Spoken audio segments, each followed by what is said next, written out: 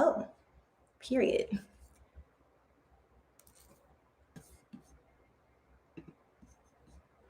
Alrighty, I think I'm live, but I don't know if anyone can hear me.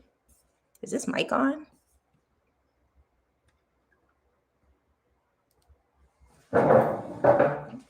Sorry I'm late. I had to use my old computer because my new one was not even working.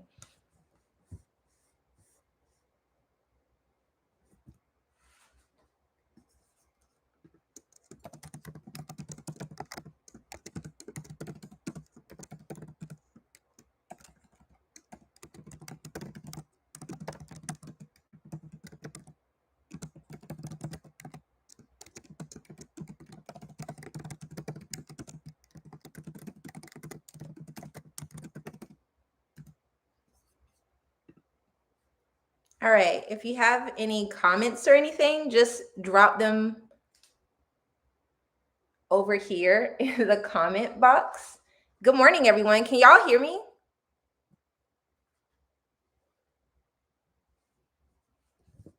Sorry, I have to clean this screen because this is my old computer and I had the screen blacked out.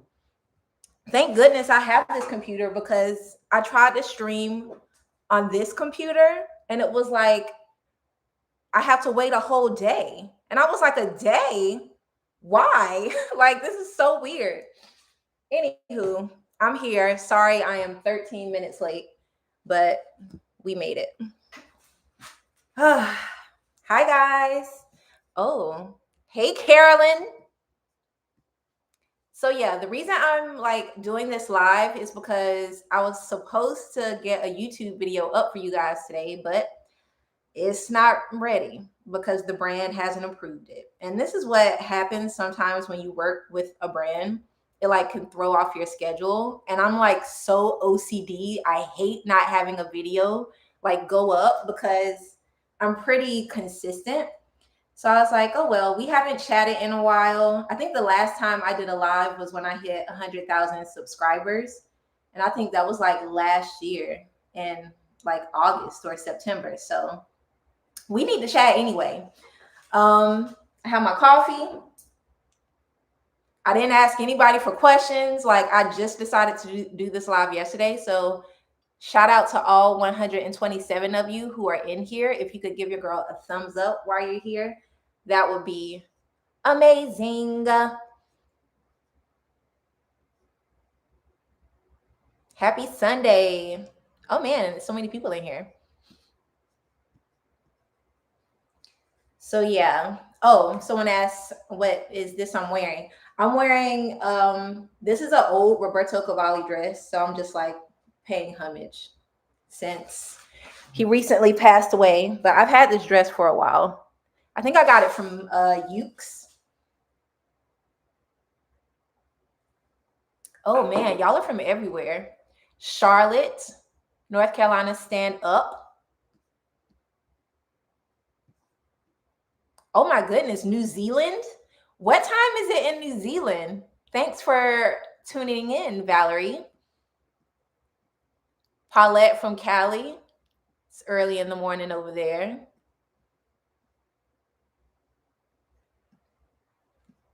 I see some AKAs in the chat, some sorors, some thumbs up. Thanks, guys. Oh, Canada, Brooklyn, Chicago. Wow. So yeah, you can I don't know how to do it. There should be a thumbs up maybe in the upper left-hand corner where you can thumbs up the video. So I guess we'll do just a little life update. But if you have any questions, drop them in the comments and I'll answer any questions. The Andrea Iyama piece is stunning. Just finished the half of the video. Oh, thank you, the Murray's Way channel. Yeah, I bought that set for my birthday. I think I'm gonna wear it where I'm going for my birthday. Maybe I'll tell you guys where I'm going. But then if I tell y'all, everybody's gonna know. But I'm going out of the country, someplace I have been before, for my 40th birthday next month. Oh, London, 4:15 in the afternoon. Sweet Nicola. Charmaine is in Antigua.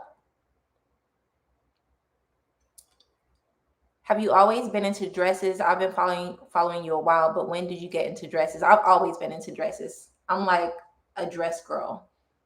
Oh, I see somebody from Trinidad. You can't believe I'm going to be 40. I can't believe it either. Honestly, like the time flew. I still really feel like I'm like 23, to be honest. Um, but the time really does go by like super fast.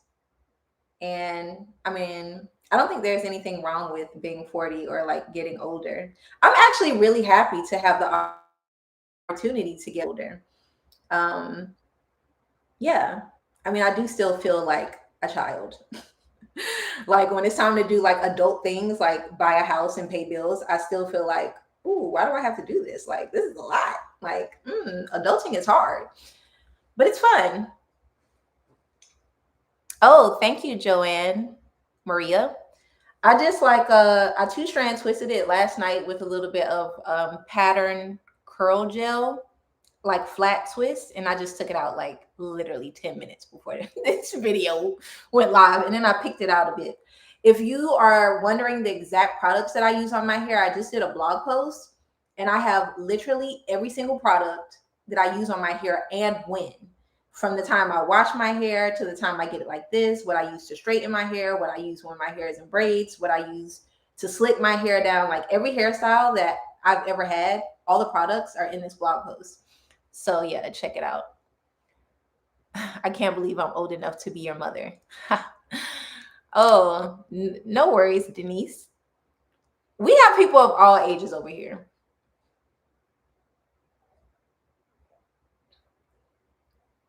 Yeah. Oh, thank you so much, Ashley. Y'all are so sweet. I feel like I'm 30. I'm 48. But I guess this is what 48 feels like. Look, I don't even know what 40 is supposed to feel like. I still feel 23. I feel like that's like my age cutoff. I'm just going to feel that age forever. But yeah, I'm looking forward to turning 40. I like my 30s were great. Like my 30s were definitely the best time of my life so far. I mean, my 20s were fun too, but I was out there being crazy. I mean, I was getting my schoolwork done and everything, but I was a little nuts when I was in my 20s. But my 30s were really, really fun. So I'm definitely looking forward to my 40s. And then I feel like in my 50s, I'm just gonna be like a stone cold fox. Like, really.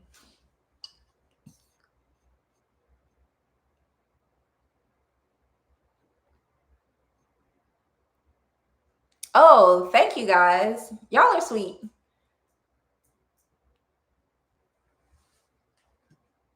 I forgot what I was talking about my life update. Well, this is something I have noticed. My memory is like shot. Um, I can't remember years that things happen, which is maybe just I need to like think about things more often. But you, I had to look up like how old I was when a certain song came out the other day. So maybe I need to take some ginseng for my memory.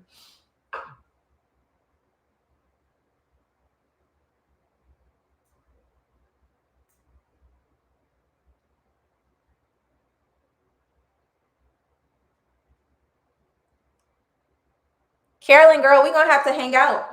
I'll be in New York soon. Let's like plan a date or something. A girl date.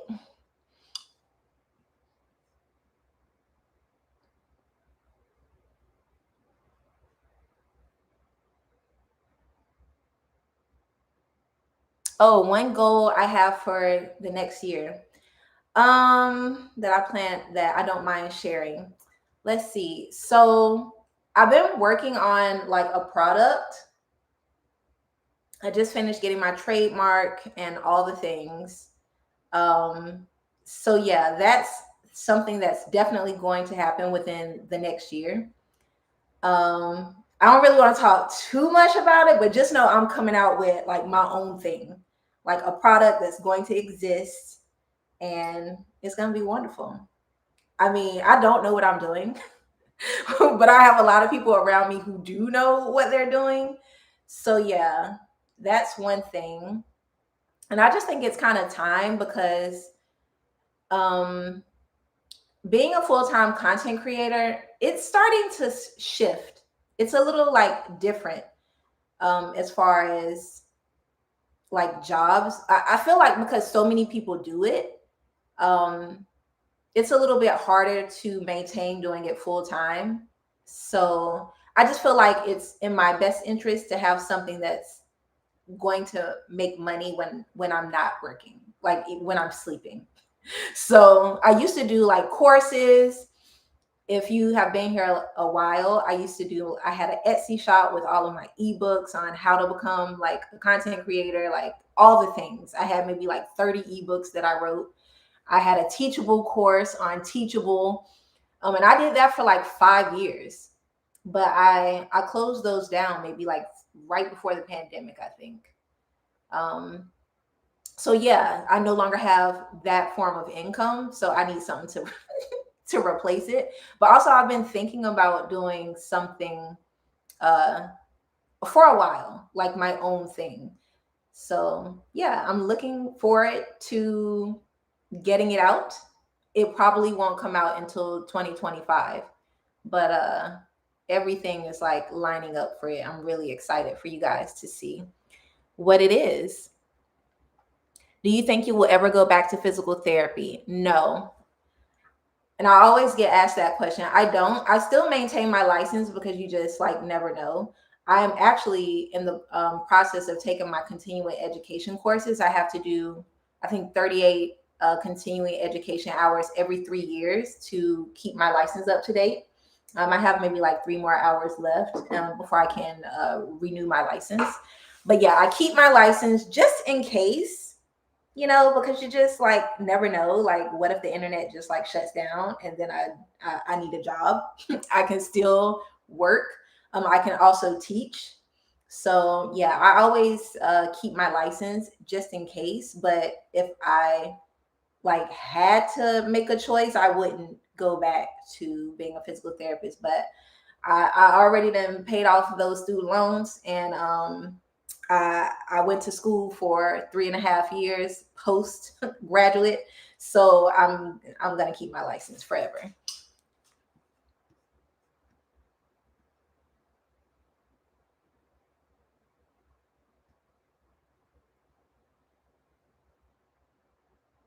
Are you going to do Miami Carnival this year? I've never actually done Miami Carnival. Like, I've gone to the parties and things, which is probably what I'm gonna end up doing this year, to be honest.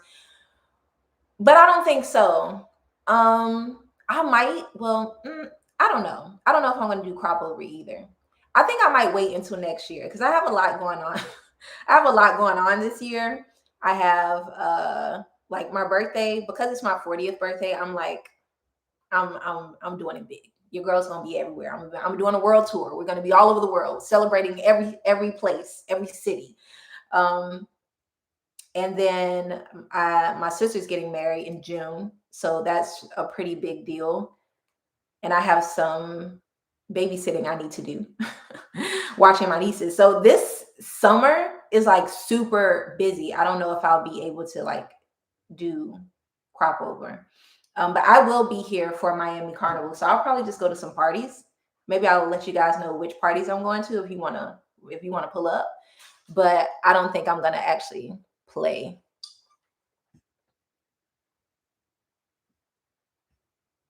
Wait, I'm gonna scroll back because I missed a lot of questions. And if I missed your question and you left it a long time ago, just repost it.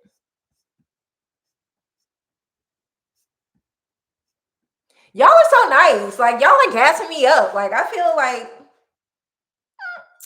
loved. Oh, my mama's in here, y'all, but I'm not gonna tell y'all who she is. Hey, mom.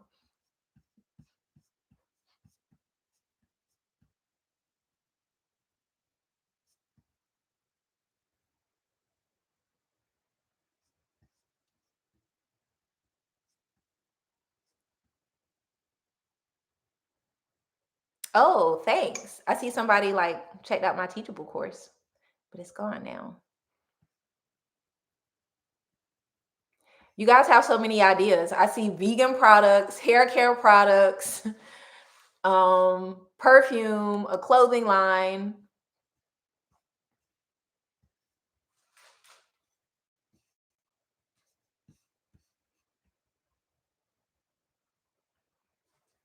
I don't know if I don't know what I would even like teach anymore for like a teachable course. I mean, I feel like when I first started doing this full time, there wasn't a lot of people doing it. And so I felt like the information was more like needed. But now, I mean, you can really just, I mean, you can YouTube. You don't have to pay for this info. I mean, no shade to like people who do courses and things, but you don't have to pay for this information. It's out there and it's free. And I kind of felt like at a certain point, I didn't need to do this anymore because the information is out there and free for those who are like really interested in getting out there and finding it. But that's the thing. A lot of people just want you to give them the answers when the answers are out there. And I feel like if you really wanted to do it, then you would go out there and find it. Oh my goodness, not my computer overheating.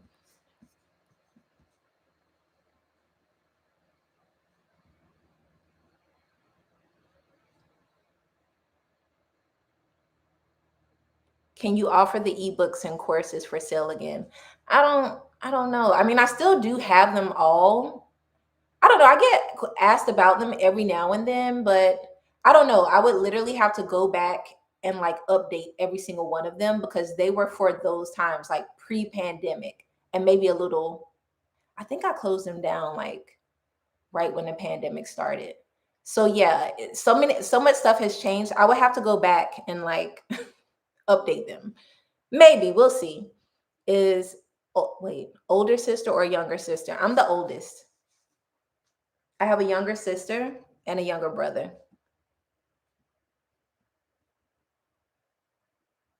Oh, Tequila Love Read. I'm glad you asked this. Are you interested in meet and greets? I'm going to do a meet and greet. It's going to be in June. It's going to be in New York, probably Brooklyn. It's going to be around Juneteenth because I know I'll be in New York at that time. So there will be more details probably next month. Um, yeah, it should be fun. Like we gonna turn up. So I'm probably gonna drop it in my newsletter. So if you want to come, make sure you subscribe to my newsletter. There's a link to it in like every YouTube video description box and also every pinned comment on my YouTube. Just click it, put in your email. It goes out every Tuesday. But I'm only going to put it in my newsletter because I feel like if I put it everywhere, too many too many people are going to show up.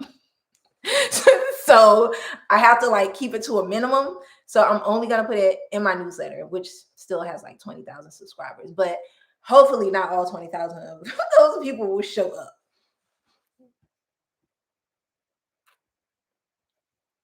Oh,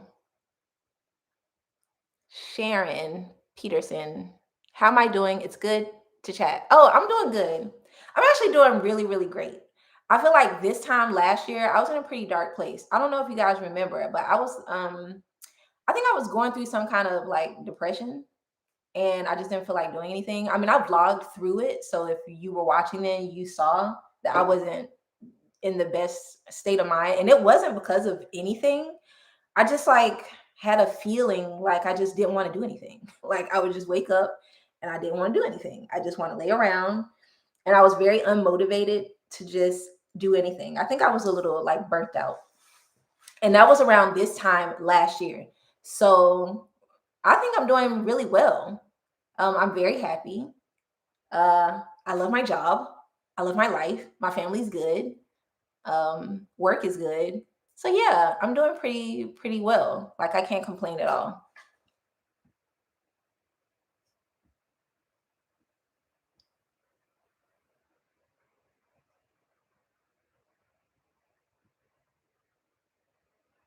Oh Lord, not you checking in from church.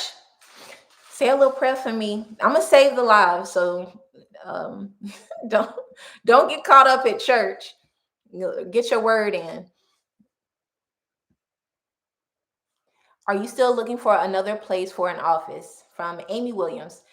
No, I'm not. But I feel like once I get my business up and running, I feel like I might have to get like a studio. So that probably won't happen until next year. And instead of like having another office now, I'm just like stacking my money until that time comes. And I also want to buy another house. So there's that. So we'll see. Is blogging still relevant today? I love reading your blogs. That's from Shanad. I hope I'm pronouncing that correctly. I feel like blogs are still relevant. A lot of people don't read necessarily anymore, but I think it's good to have your own website where you own the content, because even though I'm posting this stuff on YouTube, I don't necessarily own it, even though it's on my channel, because YouTube has it now. Or if I post it on Instagram, Instagram owns that content. If I post it on TikTok, TikTok owns that content. But if I post the same things on my website, then I own it. So it it can't really be like just taken. Or if those things disappear, I still have that work. So I feel like blogs are still relevant. Like if you're posting any kind of content on social media, I feel like you should still be posting that same content, maybe in a different format, on your blog or website, because that's like your resume. That's where all the work you've ever done lives. And I think people are getting back into slower forms of content. I think people are a little bit tired of social media. Like, I feel like we're all just a little burnt out from it and looking for a slower means of content. That's why I think YouTube is doing so well, because it's long form content. Like you can put on a video, you can go wash the dishes, do a load of laundry. You don't have to be so tuned in, but you're still tuned in. Whereas on TikTok, you're just on there scrolling for hours. Like it's a huge time binge. It could just take up so much time. And the same kind of with Instagram. And I've just noticed that with the way I consume content, honestly, I'm barely on. I post my stuff, I interact, and I leave. But I think that's because I do it for a job. So it's like too much. And I want to live. I want to go outside and like touch the grass and like experience things without having to document it. So I feel like I do enough to stay relevant. But my blog is always there. And it's always nice when people actually like read my blog posts, because I feel like I can be a lot more vulnerable and say a lot more than I could ever say in a TikTok or in an Instagram caption. And like people relate. So I do think it's still relevant. And if you love reading them, then I think that's good. I think everybody, if you're a content creator, even if you're just part-time and just doing it for fun, if you are considering making it a full-time thing, I think having a website is a way to go. And also you can link all of your things there too. And so it's just like another form of income. Hey Monroe, if you had a paid channel where we could talk like this on the regular, we would probably pay to join. Anne of Green Gables, you're new here, because I did have a paid channel. I think I had one, what was it? Maybe like 2 years ago. And I did it for about 8 months and then I stopped because I just wasn't consistent enough. Like it was like kind of too hard to put out YouTube videos and do that. I think I like charge my viewers like $4 a month. And it was like the same thing we're doing now, but people had very specific questions to ask me, and we had topics about like content creation. But I don't have the time to do it, to be honest. Like the videos I put out are long. Like if I was doing 15-minute videos, then I might have enough time, but I put out 2 videos a week and they're almost always at least 1 hour long. So sometimes that's like 5 hours of content that's being condensed into an hour. So I just really don't have like the time. But maybe I'll start doing like blog posts, because this is what I used to do on my blog. I would do like topics. about content creation. If I got a certain question over and over and over again, I would just make a blog post about it. And then we would like talk in the comments and I would answer questions that way. So I feel like maybe I would do that. That would be a little more like easier and quicker for me to do than to do like a few lives every month. Tracy, would you ever consider writing a book that is fiction but loosely based on your experience as a creator?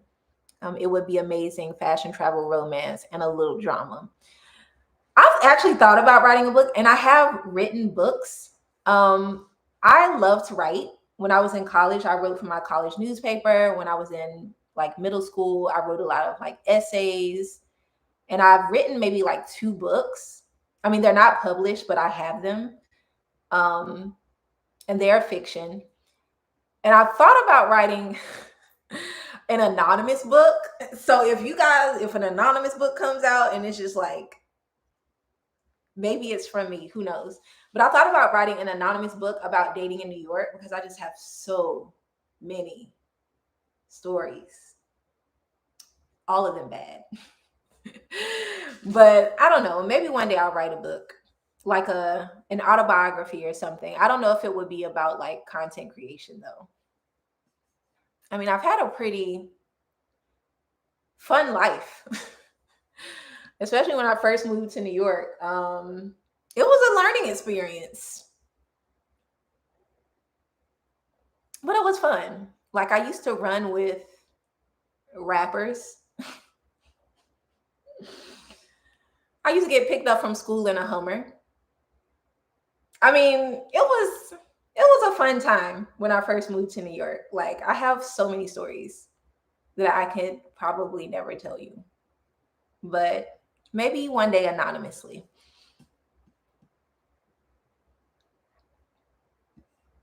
Oh, and thanks. Almost half of you have hit the thumbs up button right here. Thanks, guys. Have I ever been to Sedona, Arizona? No, but Arizona's on my list. I want to go to Arizona. I want to go to Utah. Um, those are on my list for sure. Like I love nature and I like being in very secluded places like the desert, where not a lot of humans are around. So that's on my list. I think I'm actually going to go to like Utah uh, in early fall when it's not so hot. But I would love to go to Arizona. How is dating going right now? I'm dating. I'm dating.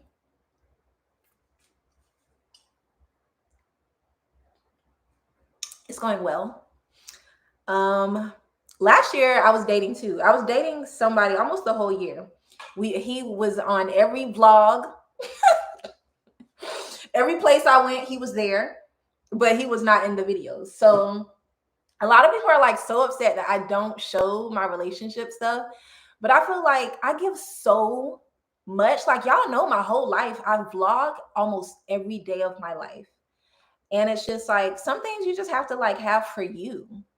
I also feel like once you start showing your relationships, it just like opens up for like criticisms and critiques, and that's just one thing I just want to have for me. That's also why I don't really vlog my family that much either. Um, and yeah, I don't know. I don't think I ever will, to be honest. Like I've done pretty well so so far this long without having to bring in like relationship stuff or family stuff. So yeah, I mean y'all are getting like me, like all of me. But I need some things for me. Do you think there's a need for more YouTubers in their 30s? I think there are a lot of YouTubers in their 30s on YouTube for sure. I mean, I watch YouTube more than I watch TV. So I watch a lot of the girls um, who are pretty much in like the fashion, like travel, lifestyle space. No matter the race, I watch them all, and most of them are in their 30s. So, um, do we need more? Sure, why not? I actually feel like we need more older YouTubers, like women and men in their 50s and 60s, because I get a lot of followers in that age range or subscribers in that age range, and I feel like it's because there aren't older YouTubers. But I feel like y'all need to get on YouTube, because why not? I actually feel like a huge portion of people who watch YouTube are like more toward retirement age, or in their 50s and 60s, even 70s and 80s. Um, so I feel like if you're a content creator and you're in the 60 and up space and you feel like you might want to get on YouTube today, because the girlies are looking for you. The people are looking. And that's probably why I'm gonna stay on YouTube probably as long as I can do it. Because I mean your audience just like grows with you. And there's also a huge like market for older YouTubers.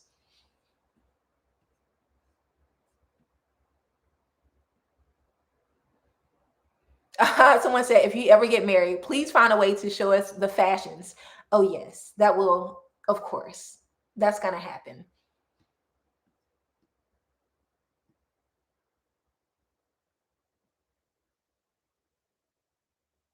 Sorry, guys, I'm going to scroll back up because I see a lot of questions.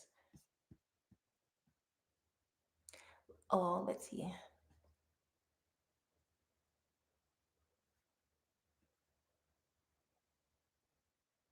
Oh, Althea Augustine, I just yesterday said that I was going to do a live. So that's my bad. I was a little impulsive, but I did put it in the community board. So make sure you're checking the community board. And I also put it on my Instagram. I didn't have a set date. Like this literally just happened less than 24 hours ago. I decided to have a live. And that was because I knew that today's video wouldn't be like ready for y'all. But I wanted y'all to have something, some kind of content. Why is this side of my hair? Okay, there we go. Let's see. Are you able to have sustainable friendships in the creator space? From the Hot Huntress. Yeah. In fact, most of my really good friends I made on the internet. Like, I met Janae on Instagram, and one day she was like, "Oh, I'm going to be in New York." And I was like, "Let's hang out." And then we had lunch, and then we have just been friends ever since. She came and stayed with me for I think the first New York Fashion Week she ever went to. She came and stayed at my house, and we just had fun. And that was how I met a lot of my friends. I just feel like, "Oh, you're coming into town. Oh, you can come stay with me for Fashion Week." And to the dismay of my mother, who was like, "You can't be meeting people on the internet and like letting them come stay with you." But this was in a time when the internet was like still like, it was wholesome. I don't think I would do that now, but yeah, I've had a lot of friends I've met in the content creation space, and like we're friends for real. Like when we get off when we get off Instagram, I have their phone number and I know where they live. Type of friendship.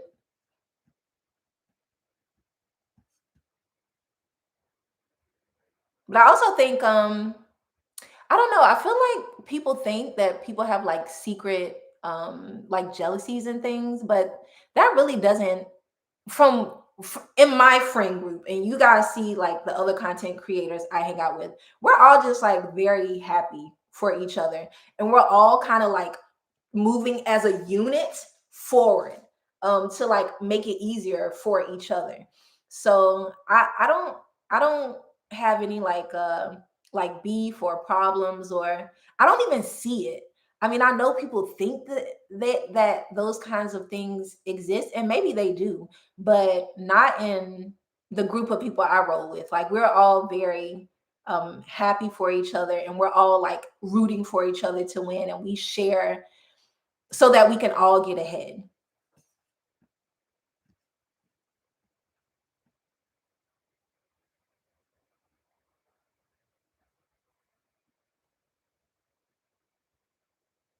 Somebody said, "Is he a brother?"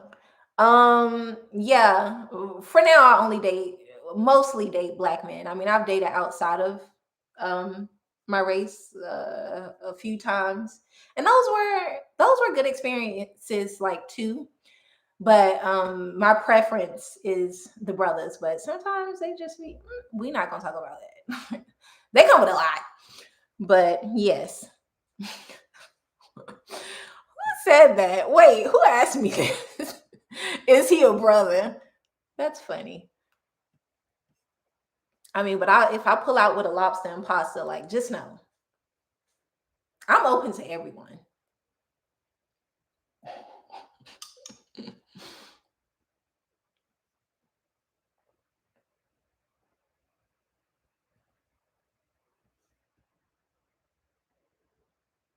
Let's see.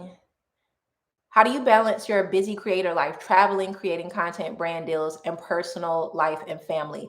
It's a very conscious effort, and it ebbs and flows. Like right now, I'm doing very well with work.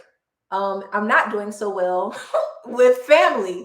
And other times I'm doing very well with family and relationships, and then the work suffers. But it's just an ebb and flow. Like I try to give myself grace because nobody it can do it all perfectly. Sometimes I'm in my season of I'm working, and other times I'm in my season of I'm having fun. I'm socializing, hanging out with friends, making time for family.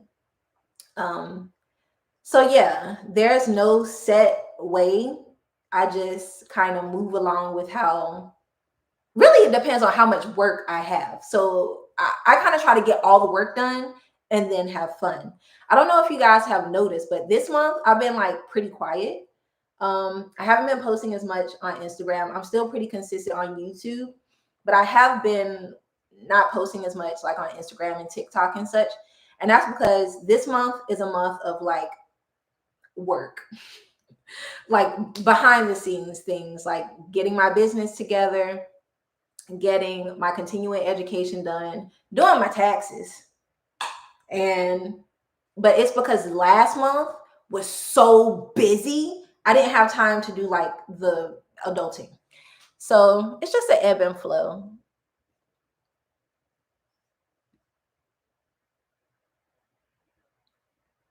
Oh yes. For those asking about a meet and greet, I'm gonna have one in June in New York, probably in Brooklyn around Juneteenth, because I know I'll be in New York at that time. So subscribe to my newsletter for the details. Oh wow, so much from the Netherlands. Femke Baron. Sorry if I didn't pronounce that correctly.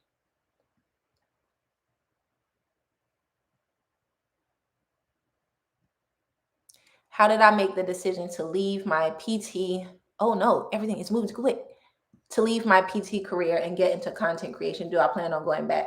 I don't plan on going back, but you can watch this video back because I explain kind of why. But when I got, when did I get into content creation?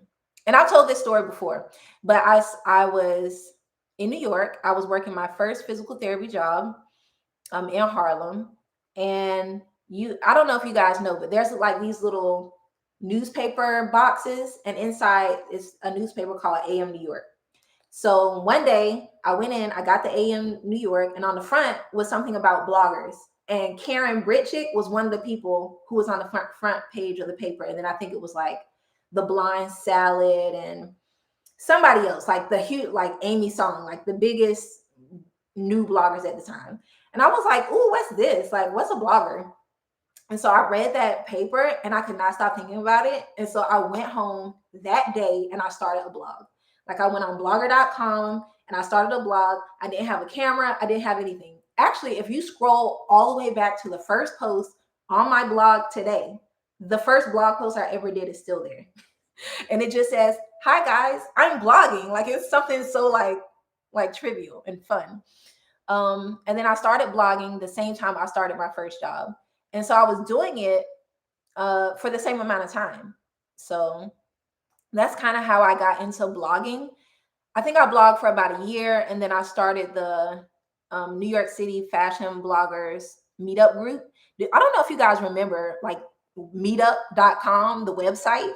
But this is when meetup.com was huge and people were doing meetups for everything. So I made a fashion bloggers meetup group. And we started having events and people started like inviting us to fashion things. Like we had a huge connection with Rebecca Minkoff at the time. And so if people needed bloggers at that time, they would come to me and then I would relay it to the group and then we would all kind of like decide who's going. So I feel like that was like the first kind of blogger agency in New York. But I only did that for like 2 years before it was like, it was so many people in it. I couldn't like keep up with it anymore. And then also agencies started to come out of that. Yeah, so that's kind of how I got into content creation. I feel like a few years after that, I started YouTube, and then Instagram came along. So I've been doing this before Instagram existed. So that just kind of shows how long I've been doing this. But that's how I got into content creation. I did it the same amount of time as me being a physical therapist. And it came to a point where I did a whole video on this and it's still on my YouTube of how I became a full-time content creator because I refused to take a pay cut. And I was fired / I quit. And then I just was like, oh, well, now I'm just gonna do content creation full time until I find another physical therapy job. Like I gave myself 6 months to just like chill. You know, I had savings. I did get severance. So I was like, okay, I'm covered for the next like 6 months. So I'm just going to chill until like I need to look for another job. But that first month that I was doing content creation full time, I made triple the amount that I made as a doctor of physical therapy in 1 month. And I was like, I'm going to stick beside this. Like, I'm going to stay here because this is great. So yeah, that's kind of how I got into it and how I stayed into it, but I still like have my license.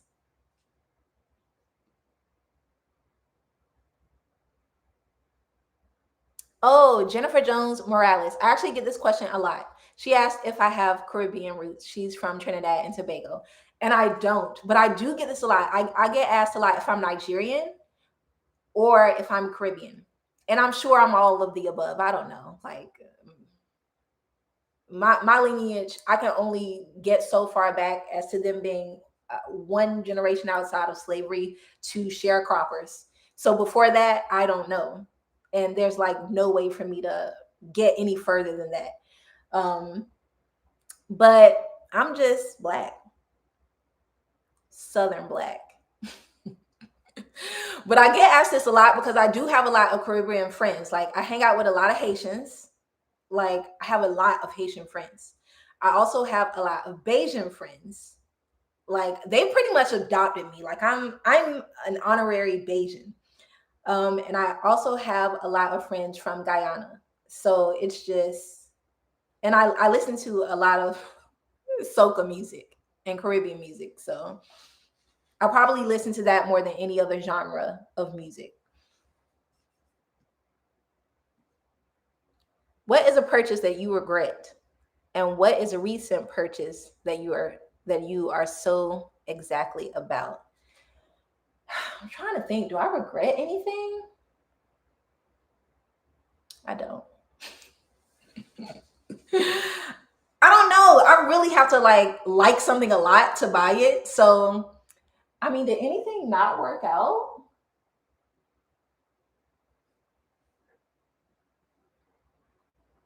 No, I love it all. um, do I have anything I haven't shown y'all? Let me see. I'll show you one new thing I got in. Don't go anywhere. Let me bring y'all up a little bit.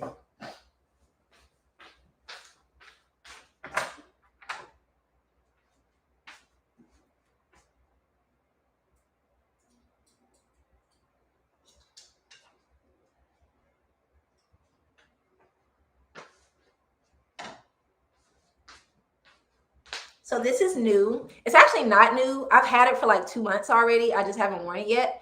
But this is the fringe dress that Tracy Ellis Ross wore on the front of, I think it was Essence or Ebony magazine.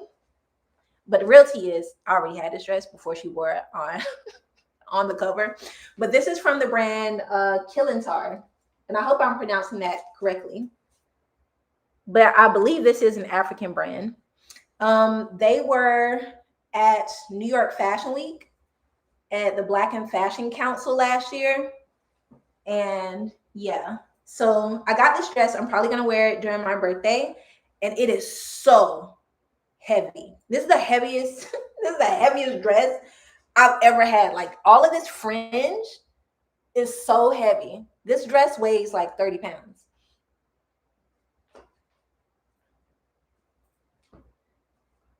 But it's gonna be real cute when I wear it though. I also got it on sale, but I don't think it's on sale anymore. They had like a 15% off flash sale.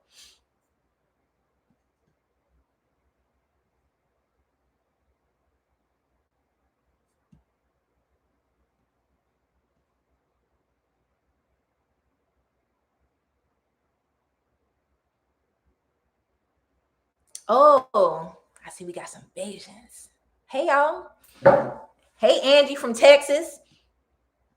So yeah, that's I actually have like I've already been shopping for my birthday and I have my whole birthday like outfit list. Like I have everything on the list. But I don't think I'm gonna show you like everything before I actually like or put it in a YouTube. I'm gonna have to scroll up because I missed that.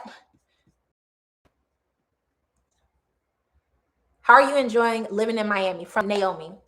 Here's the thing. I love Miami. Now, I don't like the politics, but everything else, I love. I wish y'all could just like see outside right now. It's beautiful. I'm looking at palm trees. The sky is actually blue. They're little fluffy clouds. I mean, it's a cool place to live. Like I love it. But I think I love it because I like being hot and I refuse to be cold ever. Um, I mean, I lived in New York for like 16 years and I never got used to the winters. And it was always really depressing from maybe like December to April. It was just so depressing. Like I definitely had seasonal depression when I lived in New York because everything is just like so dead and gray and nobody's wearing color during that time. It's just like a sea of black. I mean, I love New York, but I feel like I'm more peaceful in Miami. It's a lot like quieter and it's clean. Like you can eat off the ground here. But that's because like tourism is huge here, so they like invest more money into like having a clean city. But I love it here.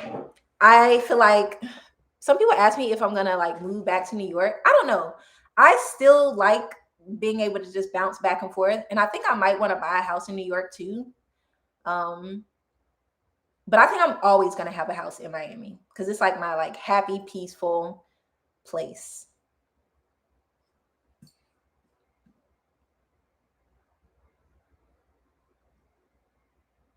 Ha! Somebody said some of those Hispanic men in Miami be looking good though. They do. I mean, I've been on some dates. I don't discriminate, okay? Whoever's gonna treat me well.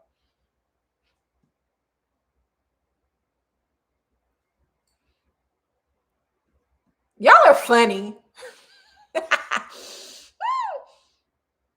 Oh, Sasha, you're in Kuwait. Wow. Y'all are all over the world. This is cool.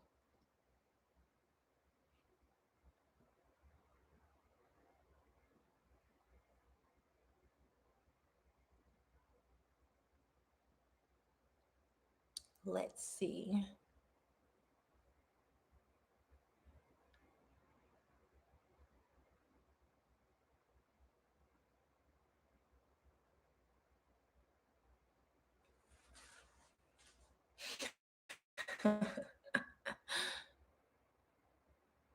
Let's see. Now that you're approaching your 40s, are there any fashions that you find yourself passing on? This is from Carolyn Worthy. I think the older I get, the more I wear less revealing clothing, but sometimes I'll be out there. I mean, I'm just gonna keep it a buck. I work hard for this body, and sometimes I need to show it off. I gotta remind people, hey, your girl's been in the gym. Well, not really. I've been like over here working out.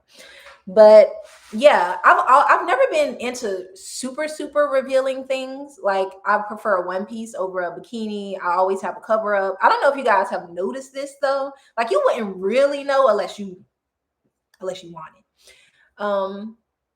So yeah, I feel like I I prefer to be like more covered, but still sexy.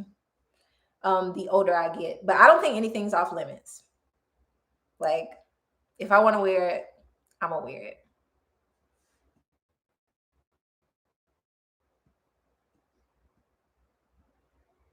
Oh, Don, you thought I was from Jamaica? Period. I love that for me. I've actually never been to Jamaica, but it's on my list.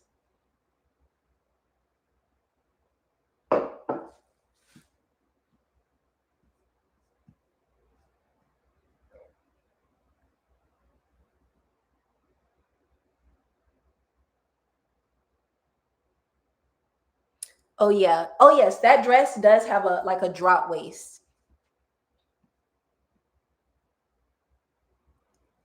Have I ever been to Dubai? No. But I wanted to go. I was trying to go, and I hope the Yusufs are watching this because they was they were supposed to set a trip up for them, Janae, and myself. We were supposed to go for New Year's last year, and then somebody didn't plan. So y'all go ask the Yusufs why I haven't been to Dubai yet. But no, it's on my list, and I definitely want to go. So we'll see. And thanks all the people in the chat who are telling everyone to I think I would love to go to Dubai. It looks fun. Like the weather looks great. The shopping looks really nice. I think the uses are there right now. I've been watching their stories and it looks bomb. It looks like my kind of place. Let's see. What brand designer do you think is overrated right now? And which brand designer do you think is hot? Ooh, let me see. Okay, the brand that's hot right now to me is Jean Paul Gaultier, but he been hot. But like Jean Paul Gaultier, I would say for the last few years is having a moment. Like I just bought this dress. Like I should I show it to y'all? I'm gonna show it.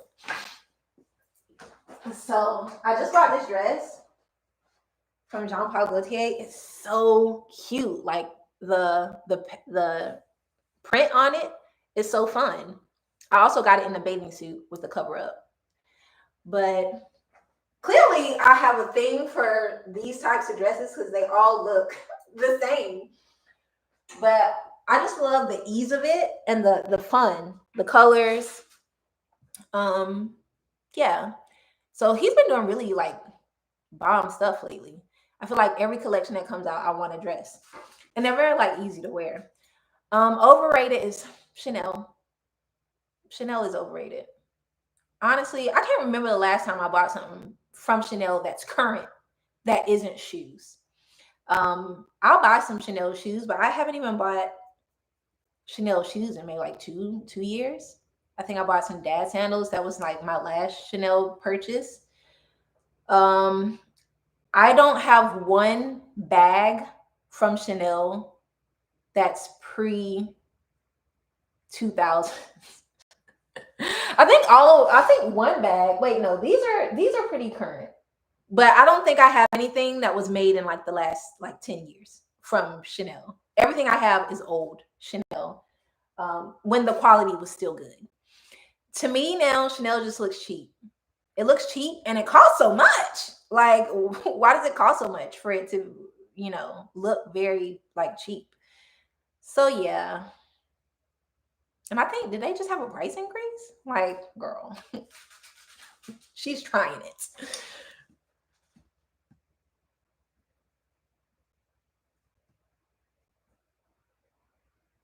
Ooh, Tanisha, you're going to Paris, girl. Have fun.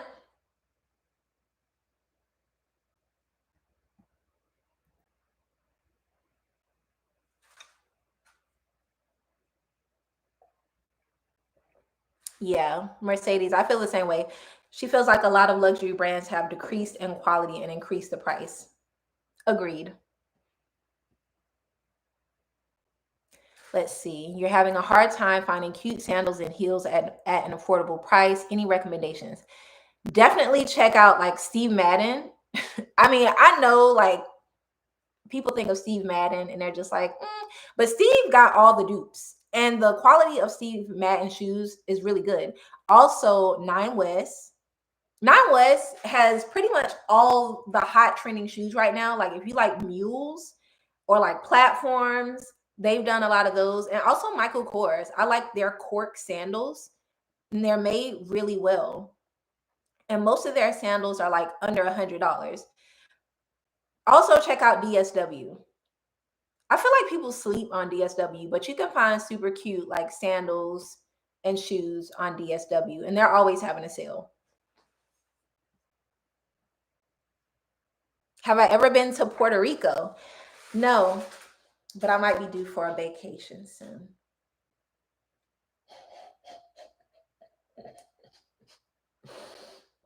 I've never been to Puerto Rico. I've been invited. I feel like a brand invited me to go to Puerto Rico, but I couldn't go for some reason. I think I had something else to do.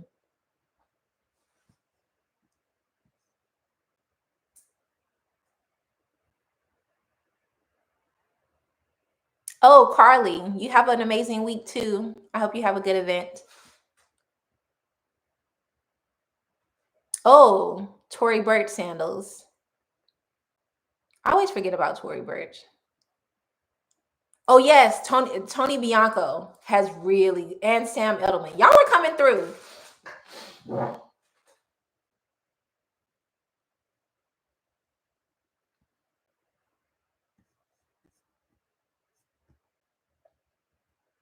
Let's see. Do you keep all the clothes and where do you put where do you put them? LOL. I do keep most most of my clothes. I do like a I used to purge like 4 times a year, like once every quarter. But I only have one closet here. Like if you go back and look at my when I like did the closets in this house, because this house didn't come with closets. It was just like a room, like a little box, and I had to have the closets custom built. This closet does not fit nothing, y'all. Nothing. So I have to really purge regularly. And I've also kind of taken to telling brands not to stop sending me things because things just show up. Like I don't even know how I got on some of these PR lists, but it's like once you're on this list, they just keep sending you so much stuff. And I've had to tell people to take me off a list. And so what I do now is I have a quota. And once that quota is met, if someone wants to send me something that month, I tell them that I've already reached my quota for like gifts and it can roll over to the next month, but I only allow like 3 things to be sent to my home, like clothing wise per month because it's just too much. It's like I'm only one person. I cannot wear all these clothes. So I get to pick anything that is sent to me, which is good. So normally I do keep it, but I pretty much go through my closet now, maybe like every 2 months. And if I haven't worn it in a year, I will put it on my Poshmark. So you guys can head up. I actually just updated my Poshmark maybe like 2 days ago. So I put it on my Poshmark. And if it doesn't sell in a certain amount of time, I just take it off Poshmark and I donate it. And then I also sometimes just donate right away. Like the more expensive things, I'll try and put on Poshmark first or sell on Instagram. But yeah, I have a lot of stuff. I have more clothes than anyone should like ever need in life. And I'm very like aware of that. But I do try and like cut down by not accepting a lot of things. But I be shopping. Like I'm just gonna keep it a buck. I be shopping. I do have 3 walk-in closets in my Harlem apartment though, and they're all full. So yeah, there's that. That's kind of why I want another house because I need more space. Not so I can fill it with more clothes, but maybe that's a little bit why. I'm just keeping it real.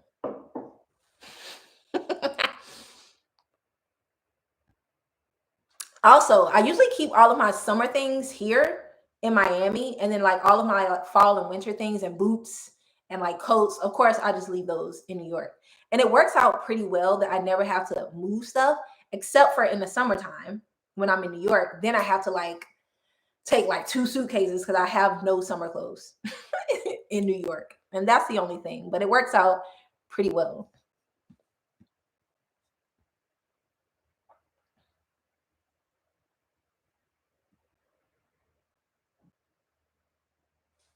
Oh, thank you so much, Grace.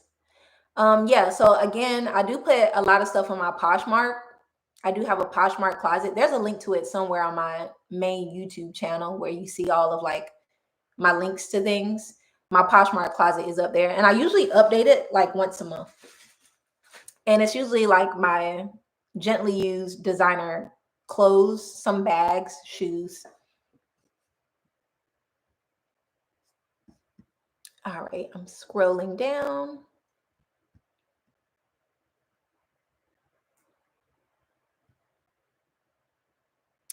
Oh, I think my Poshmark is it Monroe Steel or is it Fashion Steel NYC? There's a link to it on my YouTube channel. So just go to my main page and you'll see it up at the top.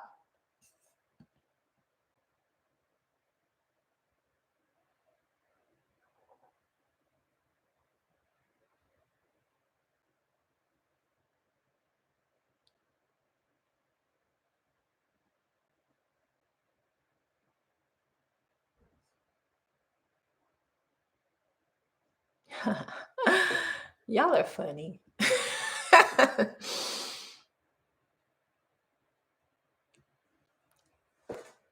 Just Jan. Thanks for watching from London. Somebody said, well, send them my name so so they can send you. Oh, the Jamaicans accept me. Sweet.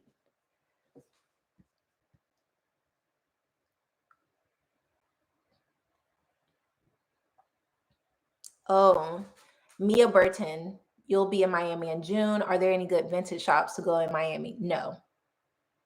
It's not a lot of vintage stores. I'm sure there are some. They're further in though, like on the mainland.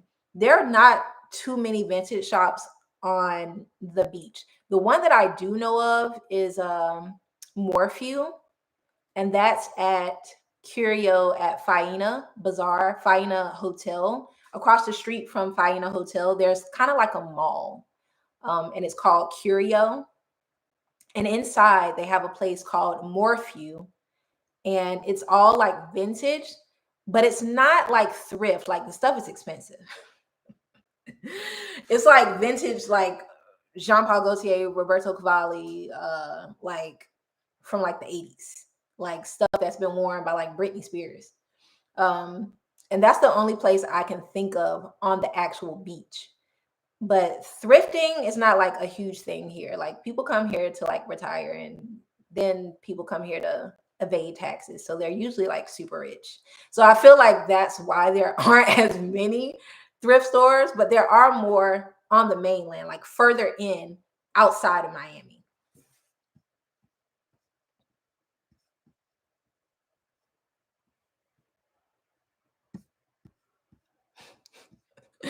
I'm gonna regret watching watching this back.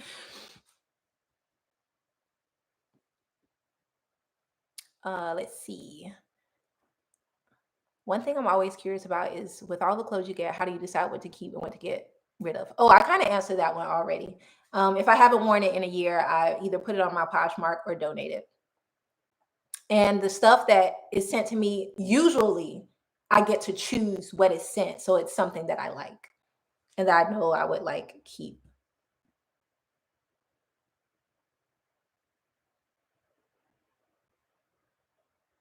Oh, so in private talking, I think it's a dream that you can keep your place in New York and in Miami. I want to replicate something similar in LA and Atlanta or Dallas. I mean, go for it.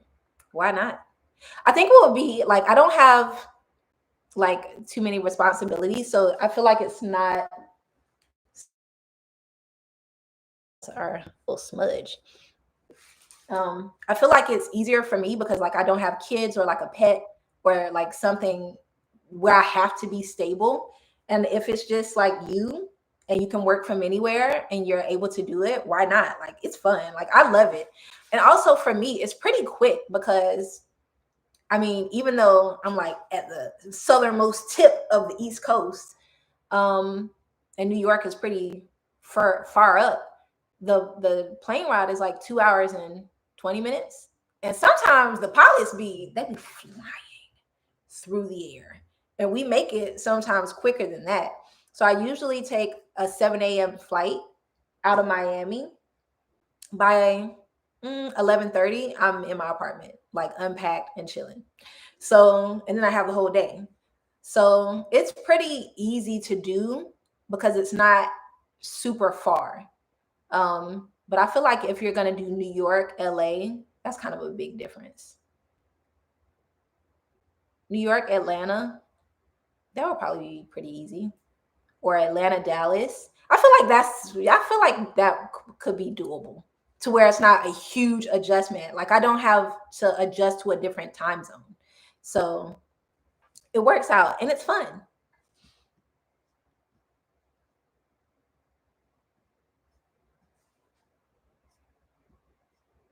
Oh man, there's so many of you in here. Hey y'all. Thanks for tuning in. Have I ever been to Montreal? Yes, I have. Wait, was it Montreal?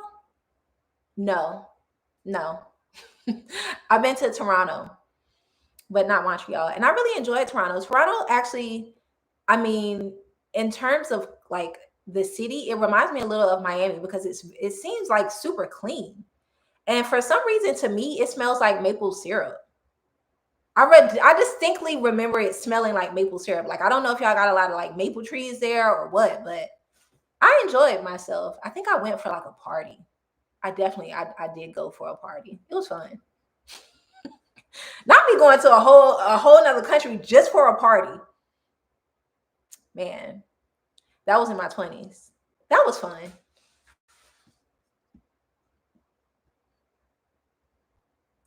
Is this new or vintage? Because I don't remember this print. This dress?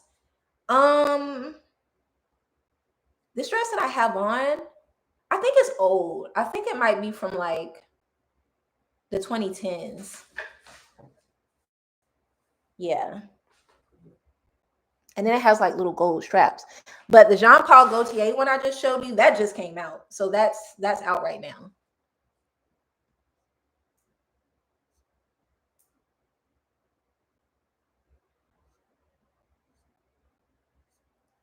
All right. I think I'm nearing the bottom.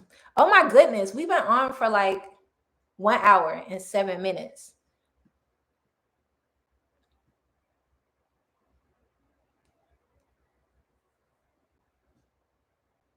Have I ever tried Sassy Jones clothing? No, I haven't, but I'll be sure to check it out. Oh, someone asked, how is Amelia? Amelia is dying. She's dying. Um, the thing is, a lot of people care more about Amelia than they do about me.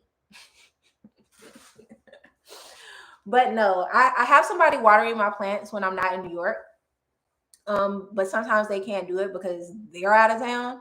And so she's been suffering, but she's been suffering for a long time because she's just too tall for my apartment. So I've been pruning her slowly, but probably this summer, I'm just going to like divvy her up and give her away to some friends. But yeah, Amelia she's not doing good, girl. She's not. And I realized that I can't live in two places and have plants. So I can't have any living things and live in two places. So unless like the plant can be outside. Oh yes. Whoever asked about the affordable shoes, I forgot all about Century 21. Thanks, Lizette. If you're in New York, definitely go to Century 21. You could get, I remember the last time I went, they had Bottega sandals for like $125. And I was really upset that I couldn't fit any of them. I was so mad. Ooh, let me put this on my list. I gotta make sure I visit Century 21 when I'm back in New York, which I will be back in New York soon.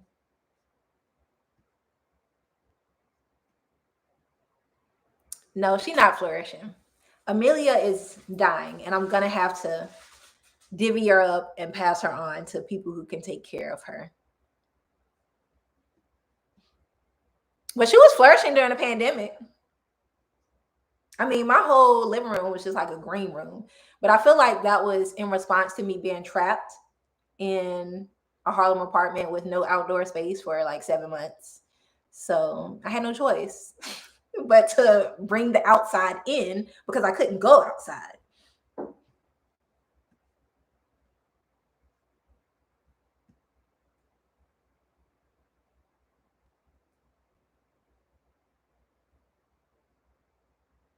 Oh, you used to work at Century 21?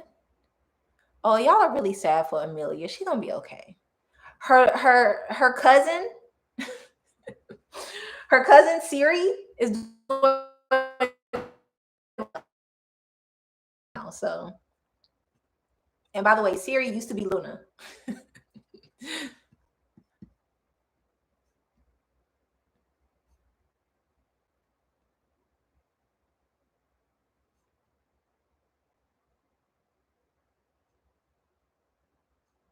Okay. Oh wow, Yvonne, you're here from Uganda. Amazing. Which designers would I most like to work with? Hmm. Honestly, I feel like all of the designers like I really, really like, I have in some capacity worked with them in some way, whether it's like beauty, on the beauty side. I'm trying to think, who am I like really loving? I mean, Jean Paul Gaultier, of course, like that would be a dream to work with. JPG, like wow. And I'm trying to think, who else? Hmm. I don't know. I mean, I'm like kind of out of my, I don't know if you guys have noticed, but I'm kind of out of my like super luxury phase. Like, I don't care if I ever work with any of them. Now I'm just gonna keep to keep it a buck. So, I don't know.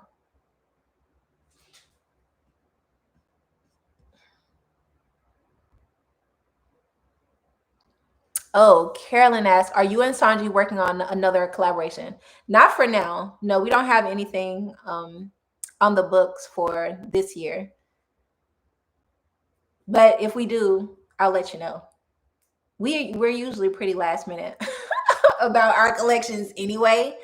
But yeah, I don't think we're doing like a spring summer collection because usually it would be like about to be out like next month.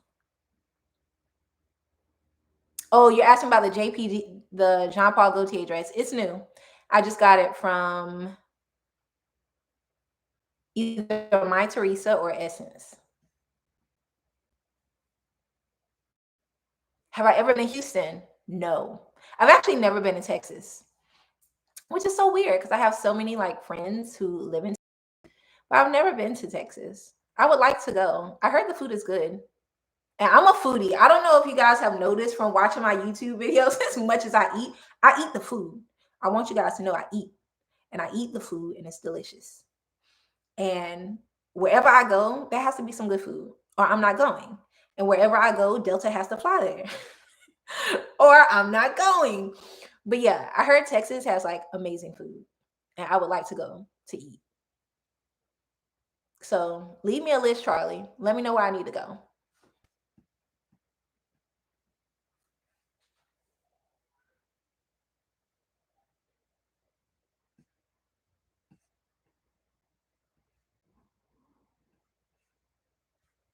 The Carvey Hotel. Ooh. Now, how do I save this list? Wait, let me write this down because I will forget. I don't think the comments actually do the comments save when you save the video? Let me just make sure I write this down.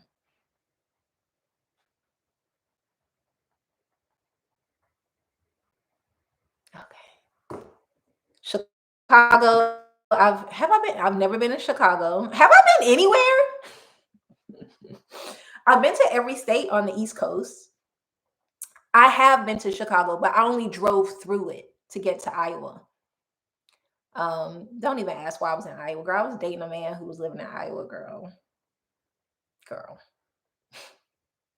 Girl.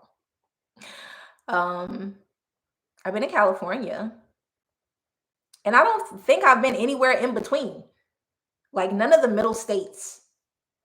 I need to like broaden my horizons.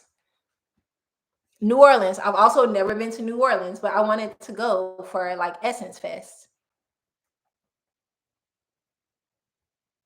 Yeah, I've been to Italy a few times. I've been to Milan. I've been to um, Cinque Terre, Vernazza.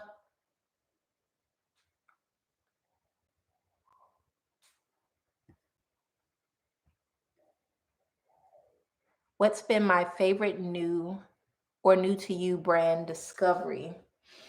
Hmm. Not me. I'm like looking at my clothing. I'm like looking at my clothing rack. Let's see. Do I have any like smaller known brands? Well, I talk about Ray a lot, but I love Ray. They're available at Matches Fashion, but now Matches is about to close, I think. I think they're going to shut their website down. So that's kind of sad. Like Ray, Raey, they do really good, like elevated basics. And I like that. What are some other new brands? I feel like I just talked about a bunch in my recent YouTube video. Oh, I've been loving like these like newer handbags, like the Mason Detta black handbag, and then NDG Paris. Let me just bring them closer. But these are all handbag brands.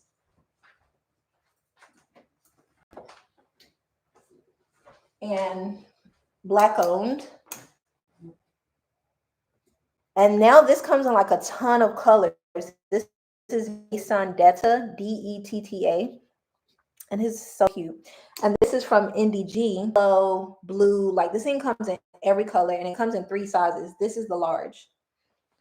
And then they also have a smaller size, which is this little white one. So you can see the difference. Hopefully you can see the difference. Yeah. So I've been really more into like handbags than clothes lately. And I think that's just because I just have so many clothes.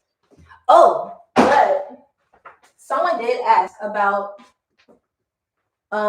working with a brand. One brand I would like to work with that's like a luxury brand is Alaya, because I freaking love Alaya. It's so cute. And the designs are just so cool, but also it's so like it's extortionately expensive. The same with like Schiaparelli. I would love to work with like Schiaparelli, like yeah, and Margiela, yeah, yeah. Like they all just had like amazing, incredible like shows, and the clothes and the accessories and the shoes are like art. It's not just like clothes; it's art. So those brands are the ones that like are getting me very excited about fashion. I'd love to get stuff from Jacquemus and Kushni. Oh yeah, I love Jacquemus too. They're doing really well with their advertising. Like they've been taking it to the next level.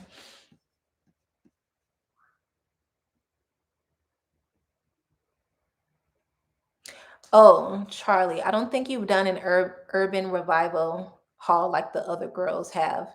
What do you think of their clothes and Manière de Voir? I love Manière de Voir. That's like a newer brand to me. I kind of learned about them last year. The quality of their clothing is amazing. So yeah, if you're looking for a cool brand, Manière de Voir is great. And I I believe they are black owned. Like someone told me they are. But I love their clothes. The quality of their clothes, insane. There's lots of trendy pieces, but also a lot of just like basics too. And the prices are pretty good. They have regular sales. So I think I own like two dresses from them and some tops, and the quality is amazing. Urban Revival, I don't own anything from Urban Revival, and I haven't worked with them either. But I see a lot of my friends have, and it looks like the quality of their clothing is great. So, but I can't speak from personal experience because I don't own anything. But yeah, I've seen their clothes in person, like on my friends, and they look good.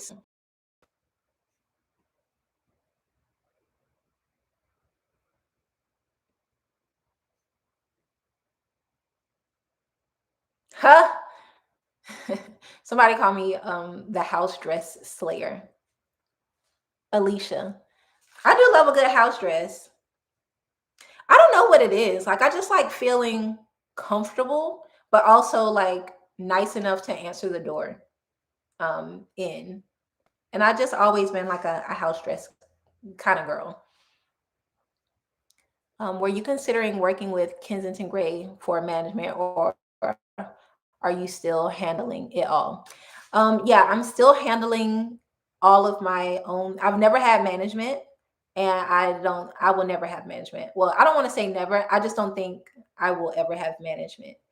Um, I've known the Kensington Gray like team since before Kensington Gray existed. So we're all friends. And so that's why I'm at a lot of their events. But not everybody who attends their events are with them. I don't know if you guys have like noticed that, but they tend to and just invite their friends too. So I'm just like a friend of Shanae and the team. But yeah, we were friends before they even started Kensington Gray. So they still like invite me and also other content creators who aren't on their roster as well to events. But not that I have anything against Kensington Gray or any agency for that matter. I just don't feel like I need one. Are there any cute men in Italy? Yes. They love them a little chocolate too.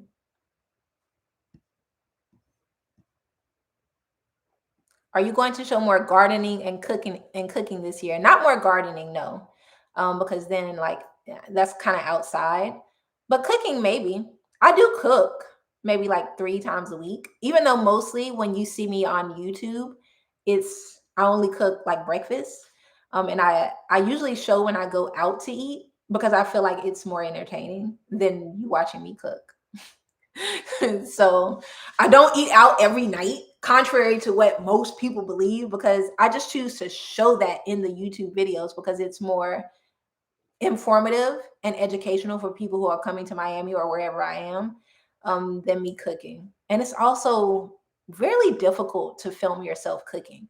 Like you have to really set up the camera. And sometimes I'm just like, I'm hungry. I want to cook. I want to eat. I don't feel like filming this. But I do cook at least 3 times a week.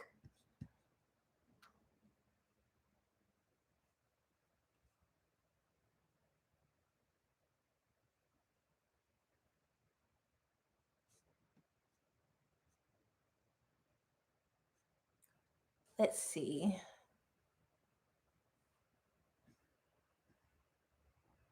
You need a you need a house dress moo collection. I'll see what I can do.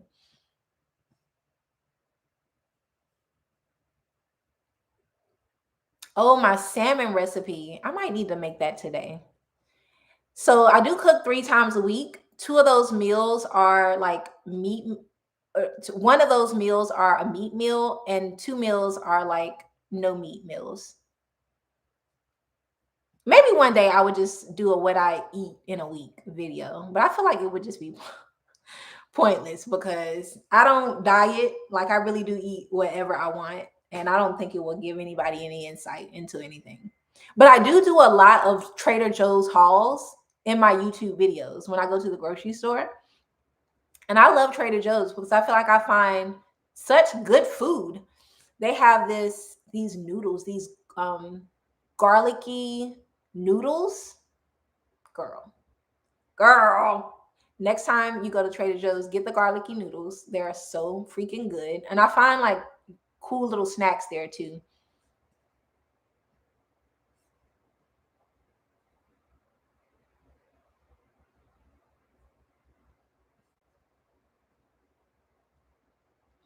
Alyssa, how was it working with Amazon the drop?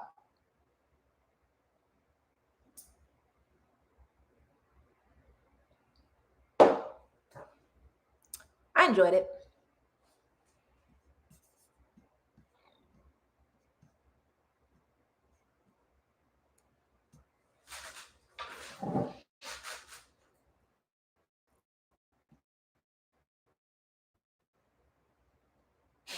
I'm really glad you all like understand my humor.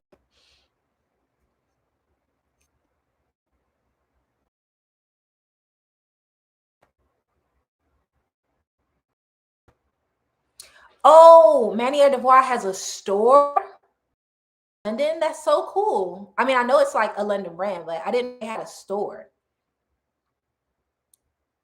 Oh yeah, my hair has grown pretty. It's grown pretty long. Um, so I wrote down my hair routine. I feel like this is so dirty. Or maybe it's just me. Maybe I can't see. Um, I usually keep my hair in braids 7 months out of the year. And I wrote about this in my most recent blog post. And this is how I retain my length so that I'm not like always manipulating my hair because that's like what causes the breakage. So I usually have my hair in braids about 7 months out of every year. Um, but if you want to know exactly like how I like which how many months on, how many months off, what I do in between, it's all in my latest blog post. But it maybe grew like 2 inches since the last time I had braids. But I just want y'all to know I'm about to get braids. I'm about to get braids because my hair's been out for about a month and a half now, and I'm tired. So I'm about to get braids in exactly 15 days, and I will have them throughout the summer. And I can't wait.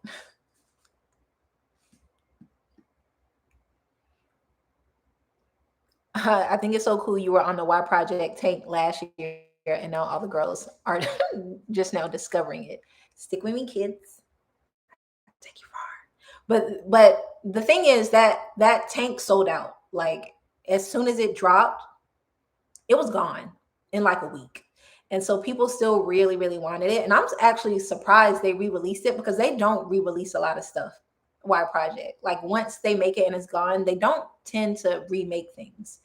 So I was surprised that they remade that tank. But they also raised the price. Like when I got it, it was maybe $30. Not even $30. Like I feel like when I got it, it was like in the hundreds. Now it's like 200 something, 200 some change. So yeah.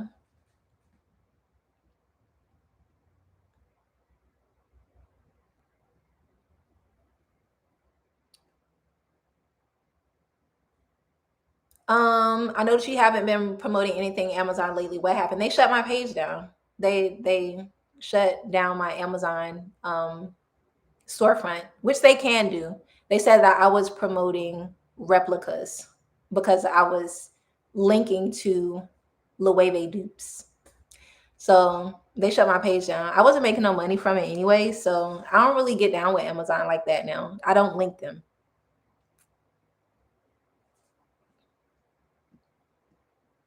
But they were like cracking down on a lot of people too. Like anybody doing dupes videos on YouTube, on Instagram, they were like, "Oh, we're gonna take your page away. We're gonna shut your YouTube down." And we're like, Why do you? Why are you coming at me instead of the people who are making the dupes? Like it's not my fault. I'm just trying to get y'all some money." But yeah, so they terminated my Amazon. I think I posted about this. I think it happened last year. This was after I did my Amazon drop.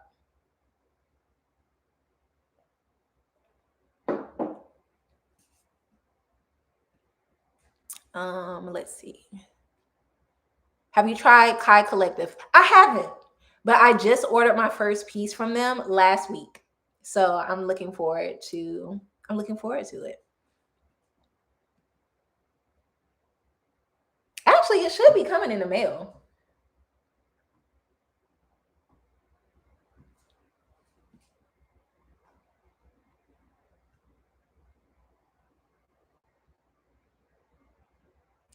Okay. I noticed a few of the girlies are doing the talk show host. Do you think you'll follow? No.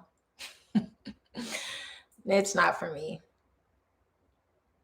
I actually really just enjoy vlogging because for to me vlogging is easy. It's the easiest form of content for me to make, and I'm already out doing things anyway.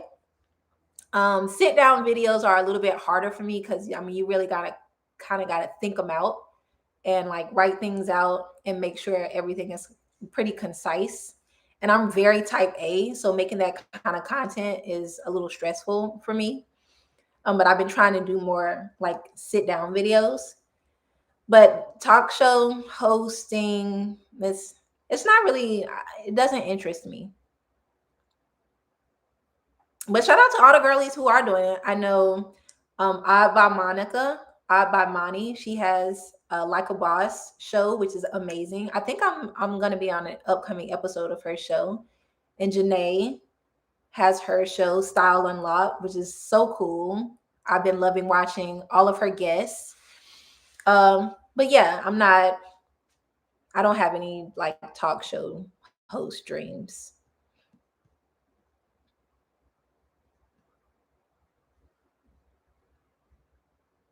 And thanks to everyone saying that like you appreciate the videos, you like the videos, you've been following for a long time. Like I appreciate all of you. If I don't say it enough.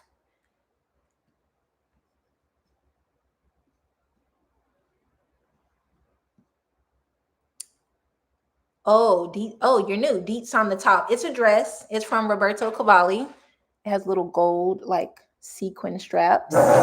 It's pretty old, but I've worn it before.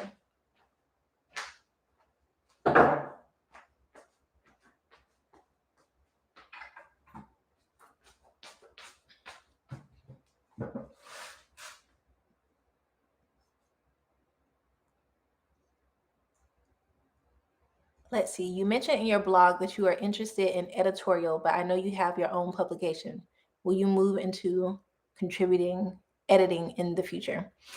That's something that I would be open to, like writing.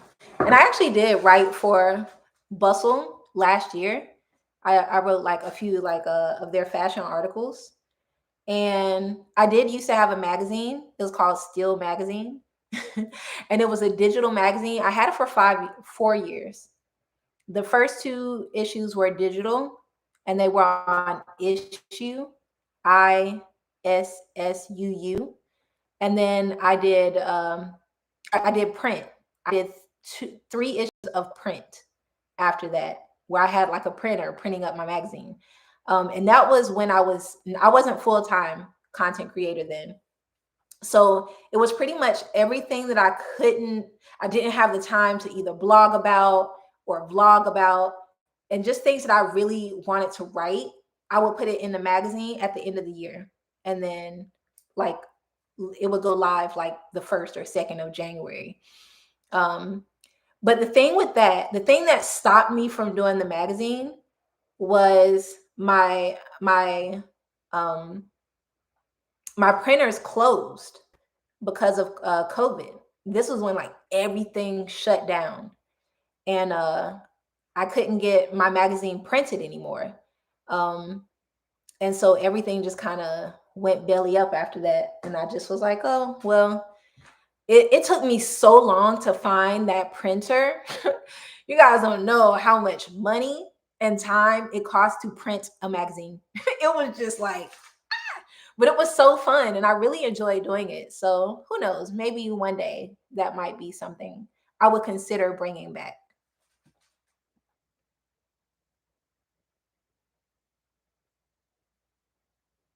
Oh, have I ever been to Ghana in December? No, but I've always wanted to go. Yeah, I would like to go to Ghana. I would like to go to Nigeria as well.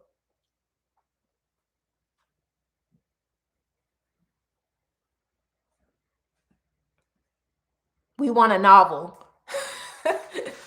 Miami memoirs. Well, the thing is, not too much. Like Miami is like my calm place, so not too much happens in Miami. It's New York that all the things happen.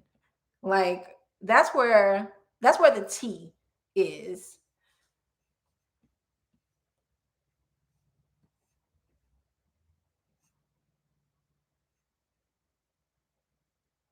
Oh, Riquette. Because of you, I bought first of many rat and boa dresses. I love rat and boa dresses. I literally have every single dress. I think I have every dress except for like their newest collection. And then I was just like, I have too many of their dresses, so that's enough. Like I need to, I need to buy another dress. But they're so good for like vacation or like a celebration, and they're very very like sexy without really showing anything, which is what I like about their dresses. Tourist season is approaching, and I am very grateful for it. I think we will enter tourist season. And wait, when does tourist season start? Does it start on the 20th or the 28th? I think it's the 20th. So I think next week we will be entering tourist season, the best season of all seasons. And don't debate me because we're the best. Get you a tourist in your life. Are you traveling to Africa this year? I am. It's on the schedule.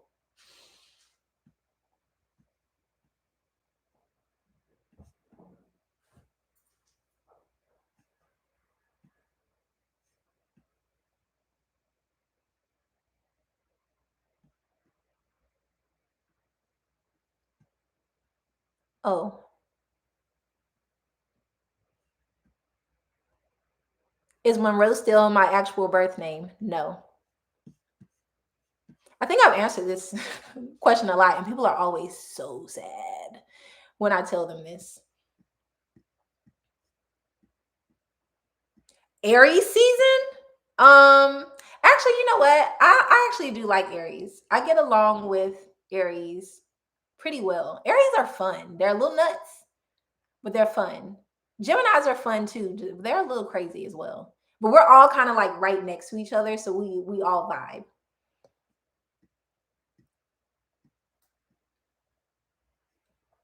I know you have your license, but do you ever drive? I do drive. It's very like rare, but I can drive. I've had my license since I was 14.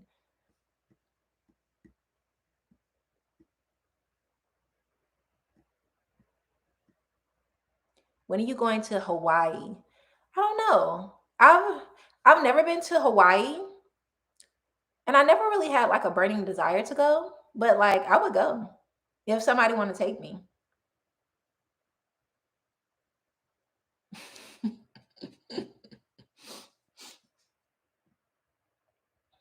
Happy Sunday. I'm interested in a good body butter. What do you recommend? Okay, I have a top 3. Get your pen. Number 1 is the Youth to the People Glow Body Butter. I don't know what they put in that butter, but your skin will be glistening. Okay, glistening, and it smells a little bit like mango. Um, it smells really good. It gets rid of the ash, and you will just be glowing. Okay, that's number 1. Number 2 is Koba. Koba body butter. Koba is a black owned business. Is like based in Paris, but they're available all over. They also have a foot cream, and if you have like hard, cracked, rough feet, the foot cream is bomb. But the body butter is bomb too, and it doesn't really have a smell, so you can layer it with like your fragrances. And then what's the other one that I use all the time? Oh, L'Occitane body cream. The one in the it's like a aluminum can with blue. It's so nice. It's very light, but it's very moisturizing. That's what I have on today. So those are my 3 body butters. Now, if you need a body lotion, Kiehl's Cream de Corp is the best lotion in the entire world. Um, it will have your body shining, glistening, moisturized, hydrated. The only thing is it doesn't have a smell, which is great if you are like, kind of smell prone, which I am. I'm very sensitive to like things with fragrances in it. Um, and this has no fragrance, but you can layer like your perfumes and things over it. So those are my top three. Used to the People, the Glow Body Cream, get it. It's at Sephora. It might be on sale. The Coba cream, Coba body cream. It has saffron oil in it. And if you need the one for your foot, get the foot cream too. And then L'Occitane. And then Kiehl's for lotion. Let's see. Monroe, please tell us how you go to all of the nice restaurants and eat and and stay in shape. Do you fast until you go to the restaurants? Give us the details. Um, okay, so I really don't like giving like diet type of eating advice because I feel like it's very personal to people. But I usually don't eat breakfast, which is not good. I usually on not on purpose. I'm just working. So I usually don't eat. Well, I haven't eaten today. So what time is it? It's 12:54. The only thing I've put inside my body today is a multivitamin, a women's one a day multivitamin, which I also think is helping my hair grow quicker too. A half a cup of double espresso with oat milk, and I drank a bottle of water. So that's all I had today. My stomach is growling. I'm hungry. So I'm probably gonna eat after this live. But I usually don't eat until about noon or one. And that's not on purpose, but I'm sure that contributes to like something. If I do eat breakfast, it's a very light breakfast and it's probably 500 calories or less, like some fruit with some honey on it. And usually I'll only eat that when I know I want like a lot of coffees because my body doesn't do well with coffee, usually unless I have something else. Today, I just didn't have time to eat. I was running, trying to do my makeup, get my hair done, throw this dress on. And so I was like, I need at least this coffee or I'm gonna crash on this live. So yeah, for breakfast it's usually under like 500 calories. I might have an egg, like some eggs, a toast, like something very, very light because I'm not a breakfast kind of girl. And then I'll usually have a bigger meal for lunch. And then sometimes I don't even eat dinner. Like, look, it's not a good way to live. So yeah, if I know I'm going out for dinner that night, I'll probably have just like lunch and dinner. I'm probably not even going to eat breakfast. But I think I eat about 17 about 1,700 calories a day, usually under that. But I eat. I just don't eat very calorie heavy things. And I also work out a lot. So usually, like today, I worked out an hour, and I'm sweating when I'm working out. I'm not doing anything low impact. I am sweating. I'm huffing and puffing. I'm doing cardio. I'm doing weights. Um, and then I do a lot of bike rides. I think I did a bike ride the other day. I did 27 miles. It took me 2 hours. So I do a lot. And I think my exercise is what allows me to just kind of eat whatever I want. But do not take any of this advice. Please consult a healthcare professional before you change any diet things. But yeah, I'm pretty sure it's like all of the cardio I do. So I can just like kind of eat what I want. I'm also naturally thin. Um, I've just kind of always kind of been this way. So some of it is genetics.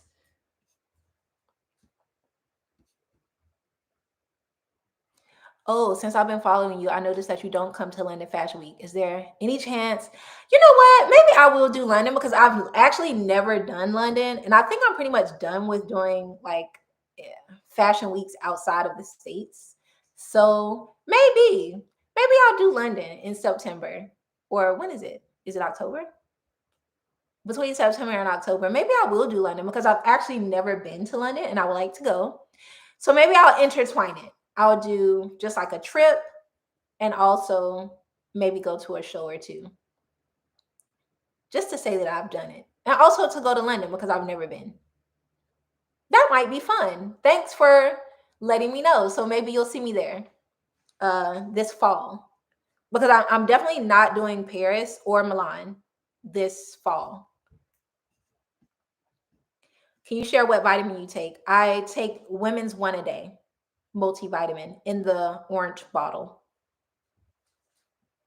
And I have been taking that vitamin every day for about 4 months. And I've noticed a difference in my skin and my hair.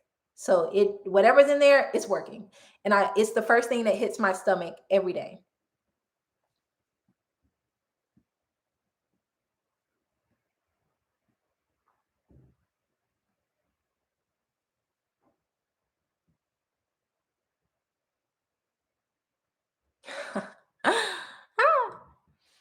Y'all are hilarious.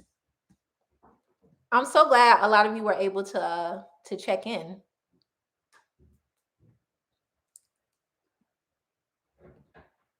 Oh, thanks. I mean, someone said they like my tan. I did bike outdoors the other day for like 2 hours.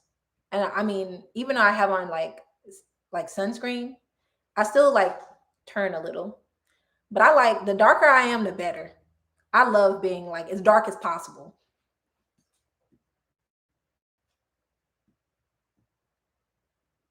Oh, you're gonna revoke my tourist card for skipping for skipping meals?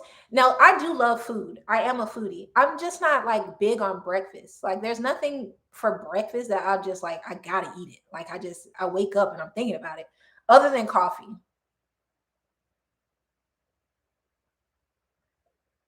don't revoke my tourist card.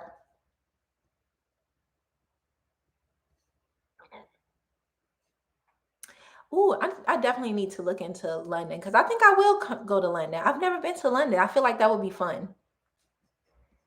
Can anyone exercise with Gloria? Yes. This is from Cool Grandma Kim. So my good friend Gloria, who's also Bayesian, we've known each other for years. During the pandemic, I was working out like alone, and she was working out alone too. And I was like, we should work out together. And she was like, how do we do this? And I was like, let's do it on FaceTime. And she was like, oh, let's do it on Zoom. This is when Zoom like blew up because I mean that's the only way you can like see people if you are not FaceTiming. And so we started to work out together every day during the pandemic on Zoom. And then I was like, yo, you should like invite other people to do this. Like this could be a business. And so she started inviting people and now she does it every day. So yes, anyone can join. She does do modifications for if like you can't do something, she gives you the modification. Um, so we have classes every Saturday from 9 to 10 a.m. And then we have classes on Monday, Tuesday, Thursday, and Friday. They're at different times during the morning, usually before people have to go to work. And the weekday classes are 30 minutes, and then Saturday class is 1 hour. We didn't have a class today, but I didn't go yesterday and I felt bad. So I worked out today on my own. But she is very knowledgeable in working out. Uh, she actually used to be one of those I can't remember. Do you guys remember the super old like workout classes where people used to go and they would be like she used to be an instructor, but Gloria, she's in her early 50s and her body is sick. Like her stamina is nuts. And I know because I've been on the road with her before during crop over, and she can outpace me any day. If we got in a foot race, she would beat me. Okay. So I know that I want my body to be like Gloria's when I'm Gloria's age. So yeah, she is such an encouraging and wonderful instructor. To get on the list, you have to DM her either on Instagram or here on YouTube. Her YouTube channel is Life with Glory B, and or email her and get on the list. There is a fee for the classes. The fee is pretty small though. I can't remember how much it is, but you can pay for like the month. Um, I'm not really sure the whole structure of how that works, but yeah, she's usually who I work out with.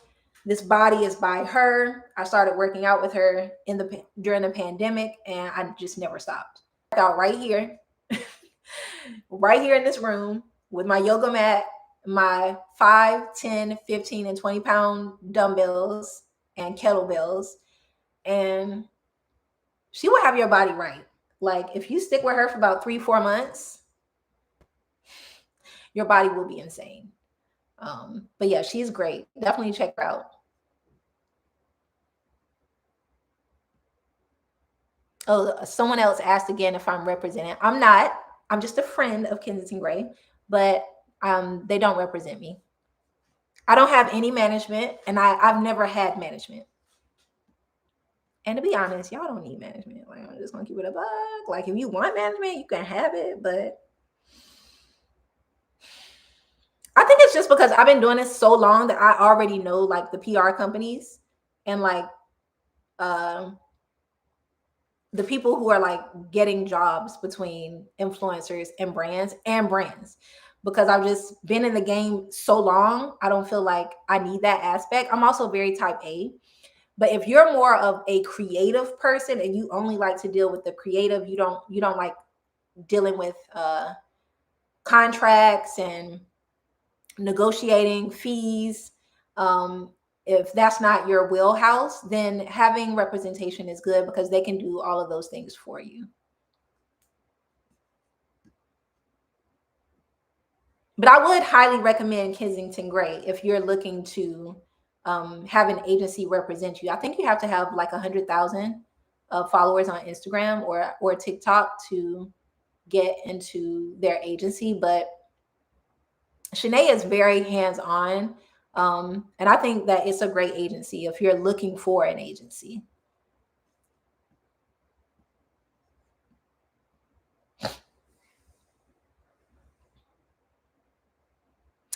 Oh, um, and as you also mentioned at one point, you were using an ab program. Yes, it's what is her name?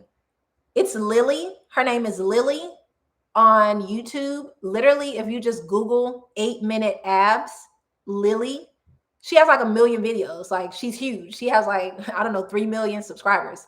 She will come up and you'll find the video. Just Google 8-minute or go on YouTube and search 8-minute abs, Lily, Lilly.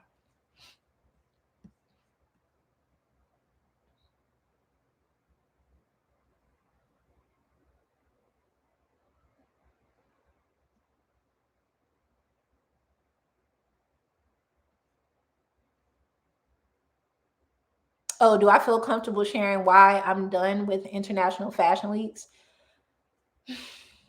I mean, I don't want to say that I'm 100% done. If somebody wants to invite me to a show, I might go. But I've been doing this like a really long time. And it's time for something else. And that's pretty much it.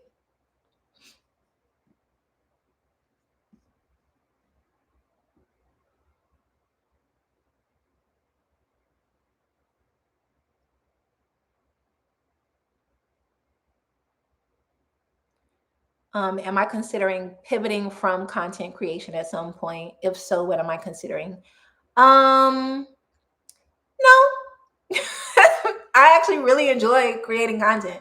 I think I'm going to be more on YouTube because YouTube is my favorite platform. And so I feel like I'm going to be on YouTube forever. Y'all ain't going to be able to get rid of me. I'm going to be on YouTube forever. Until I can't do it anymore. And but as far as like Instagram and TikTok, I'm not sure. I think those platforms are like changing for creators. And so you might have to have another area. I'm definitely getting more into like writing back on my blog. And I would consider writing for someone else. I think if I were to go in any direction, it would be writing, um, or editing, for a publication, if not myself. That would probably be the way out of content creation while still creating content that I would take. And also just being a business owner.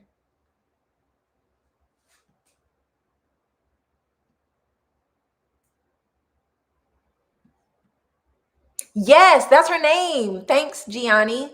Her name is Lily Sabri, Sabri. Um, I love her. Literally, I only do that one 8-minute app video, but I do it every day. And if you want those little lines, Lily will get you right.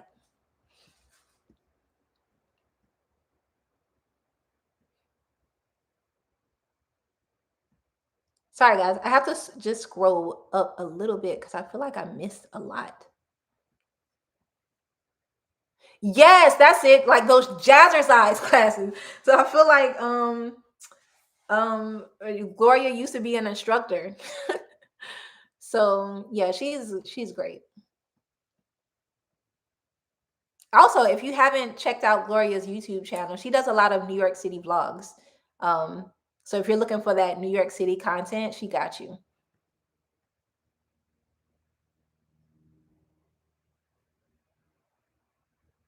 Do you think it's needed for YouTubers to get management? I don't think so. I don't think so. Unless like you want it, unless you want management, I don't think so. Um, YouTube now has Brand Connect. I don't know how, if many of you know what that is, but it's where it's like a little platform built into YouTube where brands can now reach out directly to you through YouTube for brand campaigns. So I believe you might have to have a certain number of subscribers to be able to access that, and you just control your own things. But I don't think so. I really don't think that everybody needs management unless like you meet that criteria of you're not comfortable with contracts. um you're more of you're more honed in on just being creative, and you're not really hands on with like managing your other like more administrative things. Your editor is dope though. Thank Shout out to my editor. I just want y'all to know I do not edit my videos. I hope I'm not like crushing anyone's like dream anyone's dreams out there, but like I am a horrible editor. If you go back and look, maybe I want to say like 6 years ago, that's when I was editing my videos, and you could tell the difference between then and when I got an editor because the videos were they weren't good. The content was good, but the videos weren't good. And normally I'm the type of person that I'm very hands-on and I'm very type A. And it's very hard for me to like give up control of certain things, certain aspects of my business. But editing was the one thing I gave up real quick because I'm not good at it. I'm a horrible editor. And to have good videos, you have to be a good editor. And honestly, I didn't have the time to learn how to become a really good editor in the time that I needed because I wasn't just a YouTube girly. Like my bread and butter started on Instagram and with campaigns and things. And YouTube kind of came later, and I didn't have the time to catch up. So, like hiring an editor was the best thing. I've had two editors in like the last 5 years. Um, and they they went to school to edit. Like this is what they do. So, and they really, really enjoy it. I never enjoyed editing. I enjoy filming. I enjoy creating, but I know my limitations as like a content creator, and editing is one of them. But yeah, shout out to my editor. Hey girl, hey.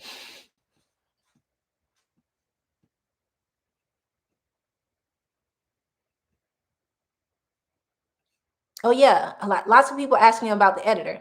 Um, she had, wait, my first editor found me. I actually get quite a bit of emails. I feel like there are people who like watch YouTube and they look for people who may be trying to like grow.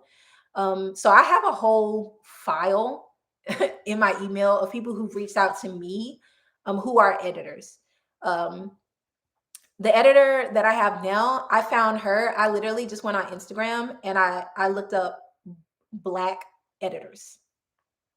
That's what I did. I said black video editors. And then I emailed a few did like trials, and then I picked one. But my editor is she's great. But also I choose not to share my editors. I've already shared her quite a bit, and it's with friends. So I don't want us to all start having the same looking videos. So yeah, I won't be sharing her here. I hope that's okay. But I get that a lot.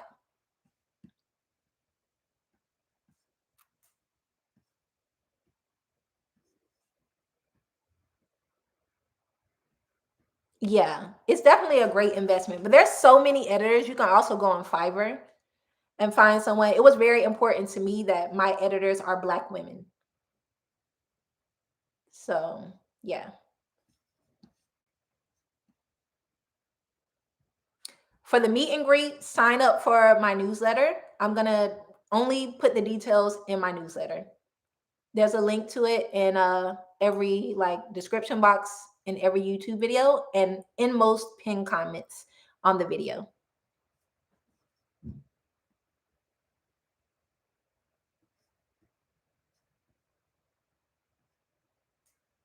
Let's see. What's the best advice you could give starting you can give a starting YouTube content creator? To be patient, because everybody wants to like get numbers fast. Like everyone feels like numbers are what matters. And I mean, to a certain extent, when you want to start doing brand campaigns and things, like brands do look at that. But it's the thing I really like about YouTube is that it's more about like the community and like just getting to know people. Like some of you, I've seen your name before because I've seen you in the comments. We've chatted. Like I feel like we get to know each other. And it's more of like a more personal connection than just like the numbers. So I would say not to focus on the numbers and not to be discouraged that you might grow slow, because YouTube is the slowest platform to grow on. But the people who follow you, they're gonna ride for you. The people who watch your videos, they're gonna support you because they've kind of been there from the beginning, like seeing you start and seeing you grow. Like if you go back and look at my old videos, I look crazy on them. I look nuts. Like sometimes I don't know what I'm doing, and I've changed. And you can go back and you can watch that whole evolution, and we can like live it out together. So yeah, just don't be discouraged. Don't look at the numbers, and really put post the content that you're like excited about. I feel like when you're excited about whatever you're posting about, it shows. It comes across, and you will attract the people who are meant to find you. And just not to give up, because it can be pretty like it took me so long. Like I was on YouTube for at least 5 years before I even reached 100,000. And I mean I might be biased, but I think my content is some of the best content on YouTube. But also that might just be me being delusional. You gotta have some kind of delusion to be in this industry anyway. But yeah, but the people I have are amazing people.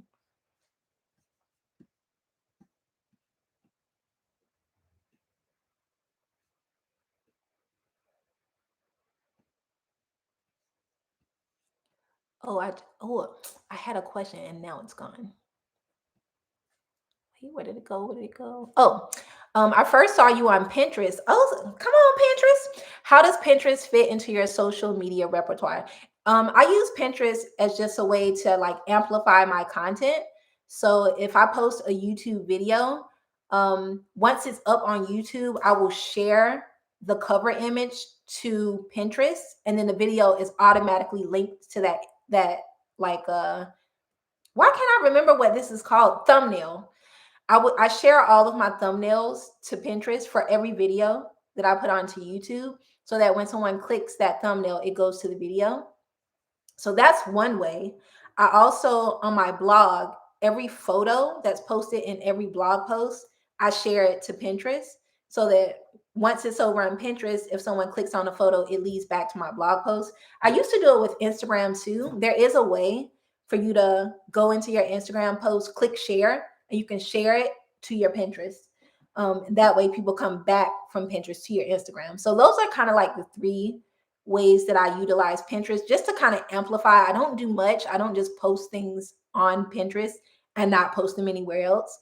But Pinterest is one of the biggest search engines. I think it's in the top three search engines on the internet. So if you are a content creator and you're looking to amplify your work, you should be posting something on Pinterest. And it makes it, like Instagram, TikTok, it makes it very easy because there's a share button and you could just share it right to your Pinterest. YouTube or Instagram, which is better? For starters, I think it depends on what you like to do. Because if you're doing something that you're not passionate about, you're not going to do it. So if you're more on Instagram and like short form like video content, reels, or photography is more your speed, then start there. If you like videos, you like filming, you can edit, then start at YouTube. When it comes, and that's what I would say is best for starters. Like, start with what you're passionate about and that you're more likely to be consistent on, not just like what's better. But for me personally, I prefer YouTube. But my reasoning for preferring YouTube, it might be different from someone who's just starting out. For me, it's because I can monetize YouTube, and I can make my own money from YouTube outside of brand partnerships.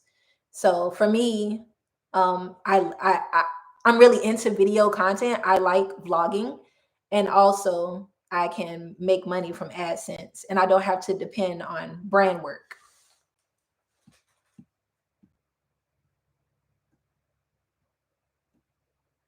Oh, has anyone ever told you you have a very youthful voice? Thank you. I think it's probably because of my list. I'm okay with that. How much does an editor cost? They range. It can be anywhere from like 50 to $250 a video. And it also depends on like the length of the video. Is it 15 minutes? Is it an hour? How much content do they have to edit down? So usually editors have like a set like price list depending on how long the video is. My favorite restaurants in New York City. Oh my God, why is this so hard? Um,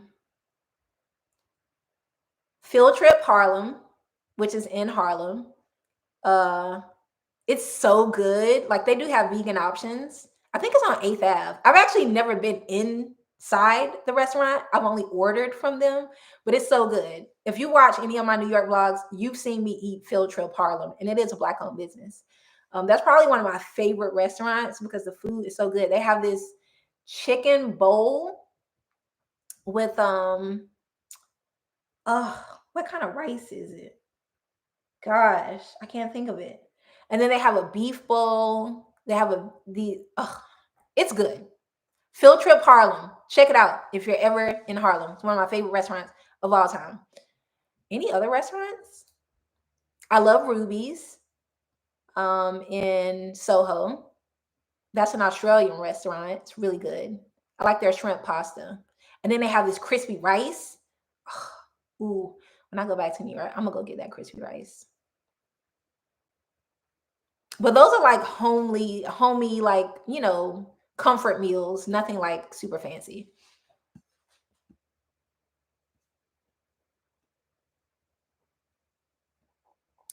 Ooh, Tamika L asked, would you open an agency? No. No, I don't think so. Maybe in like the last stages of my career, perhaps. But I can only imagine how difficult it is to be dealing with a lot of content creators at once. And not even because like it would be like stressful for the content creators, but managing businesses with brands for that many people would probably stress me out. And right now, I'm in my peace era. I'm in my peace, relaxation, anxiety free era of life. But I mean, that would be a good segue, like later on, perhaps.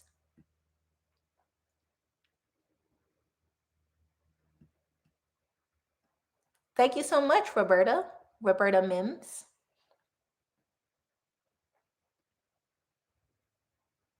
And thanks, Joyce, for reminding people to thumbs up the video. Oh, we have more thumbs up than people in here. Thanks, guys. Have I been to the Red Rooster in Harlem? Yes, of course. I've been like, I don't know, 10, 20 times. I haven't been in maybe like 2, 3 years. But from what I remember, it was delicious. There's also a Red Rooster here in Miami that's fairly new, the Oxtail. They have oxtail on the menu for dinner. I don't think they have it on the menu every night. But if you have the opportunity to go to the Red Rooster here in Miami, go and get the oxtail. You got to go early for dinner because if you go late, the oxtail has sold out. Okay. But it's delicious.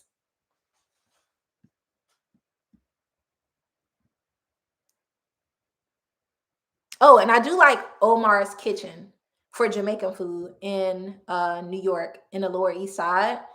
The shrimp doubles. I'm dreaming about those doubles. Okay. As soon as I touch back down in New York, I'm going to Omar's and I'm going to get maybe like 2 or 3 orders of shrimp doubles. They're so good. And I think Omar's is opening a new restaurant on like the west side, close to the West Side Highway in the West Village.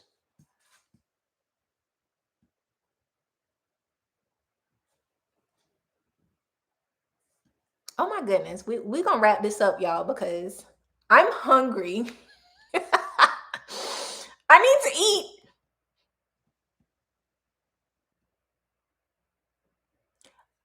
What are shrimp doubles? Doubles? I can't. Can somebody explain what can someone Caribbean in the chat explain explain what doubles are? Because I feel like I won't explain it correctly. Just know they're delicious. A delicious, bready kind of it's good.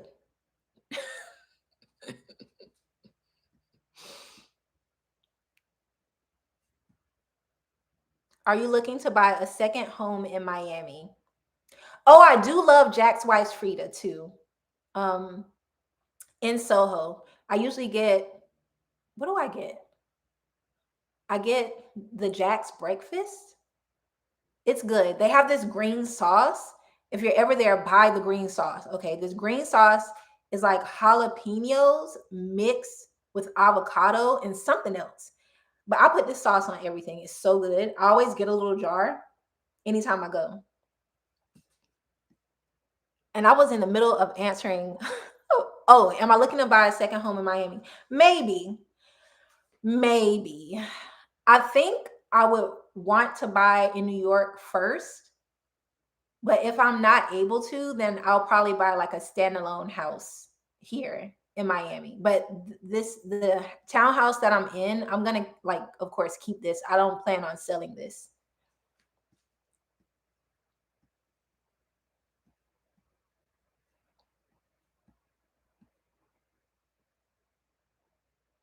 Yes, it's time for me to eat something. Y'all done kept me out now. It's 1:30. Your girl haven't eaten nothing today. I just want y'all to know it's y'all's fault. It's not, it's my fault. I should have eaten something this morning. Okay, I'm gonna finish up these questions.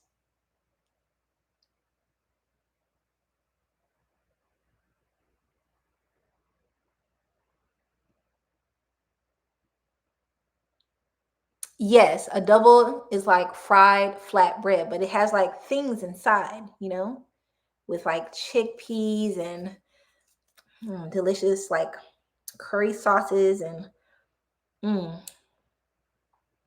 dang, now I want some doubles. Let me see if I can get let me see if I can get some anywhere in Miami. I've never I've never looked for them here. I'm gonna find some doubles and I'm gonna take a picture of it and I'm gonna put it on Instagram for y'all.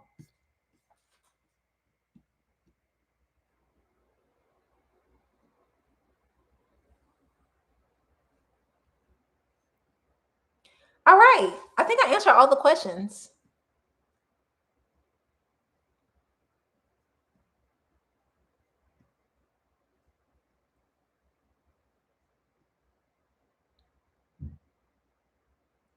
Sweet. Thank you guys so much for tuning in and for watching my videos and commenting and sharing with your friends and subscribing and all of the things because they make this a job for me. And y'all help me out so much. Oh, someone is asking if I'm going to do a meetup in Miami after NYC. Maybe I'll do one. It's looking like June for New York and maybe October for Miami because I feel like it's not as hot and I will be here, but I'll be back in New York in September, so that won't work. September. I feel like October, maybe like late October, I could do Miami.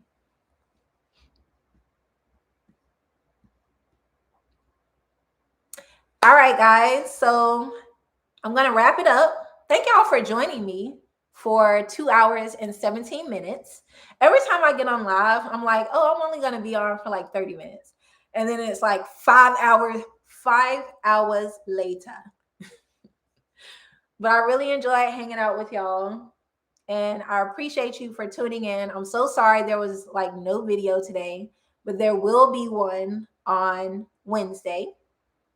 And I will save this live so that if you missed any of it, you can go back and like watch it. Or I know a lot of people are at church and weren't able to make it. But yeah, thank y'all for tuning in. And I love y'all. And I hope you have a wonderful week ahead. We'll be back in New York soon. I know y'all love the New York vlogs, so New York vlogs will be coming soon too. All right. Cheers. Here's your reminder to go eat something. And if you haven't done your taxes yet, you got 1 day left. Bye, guys.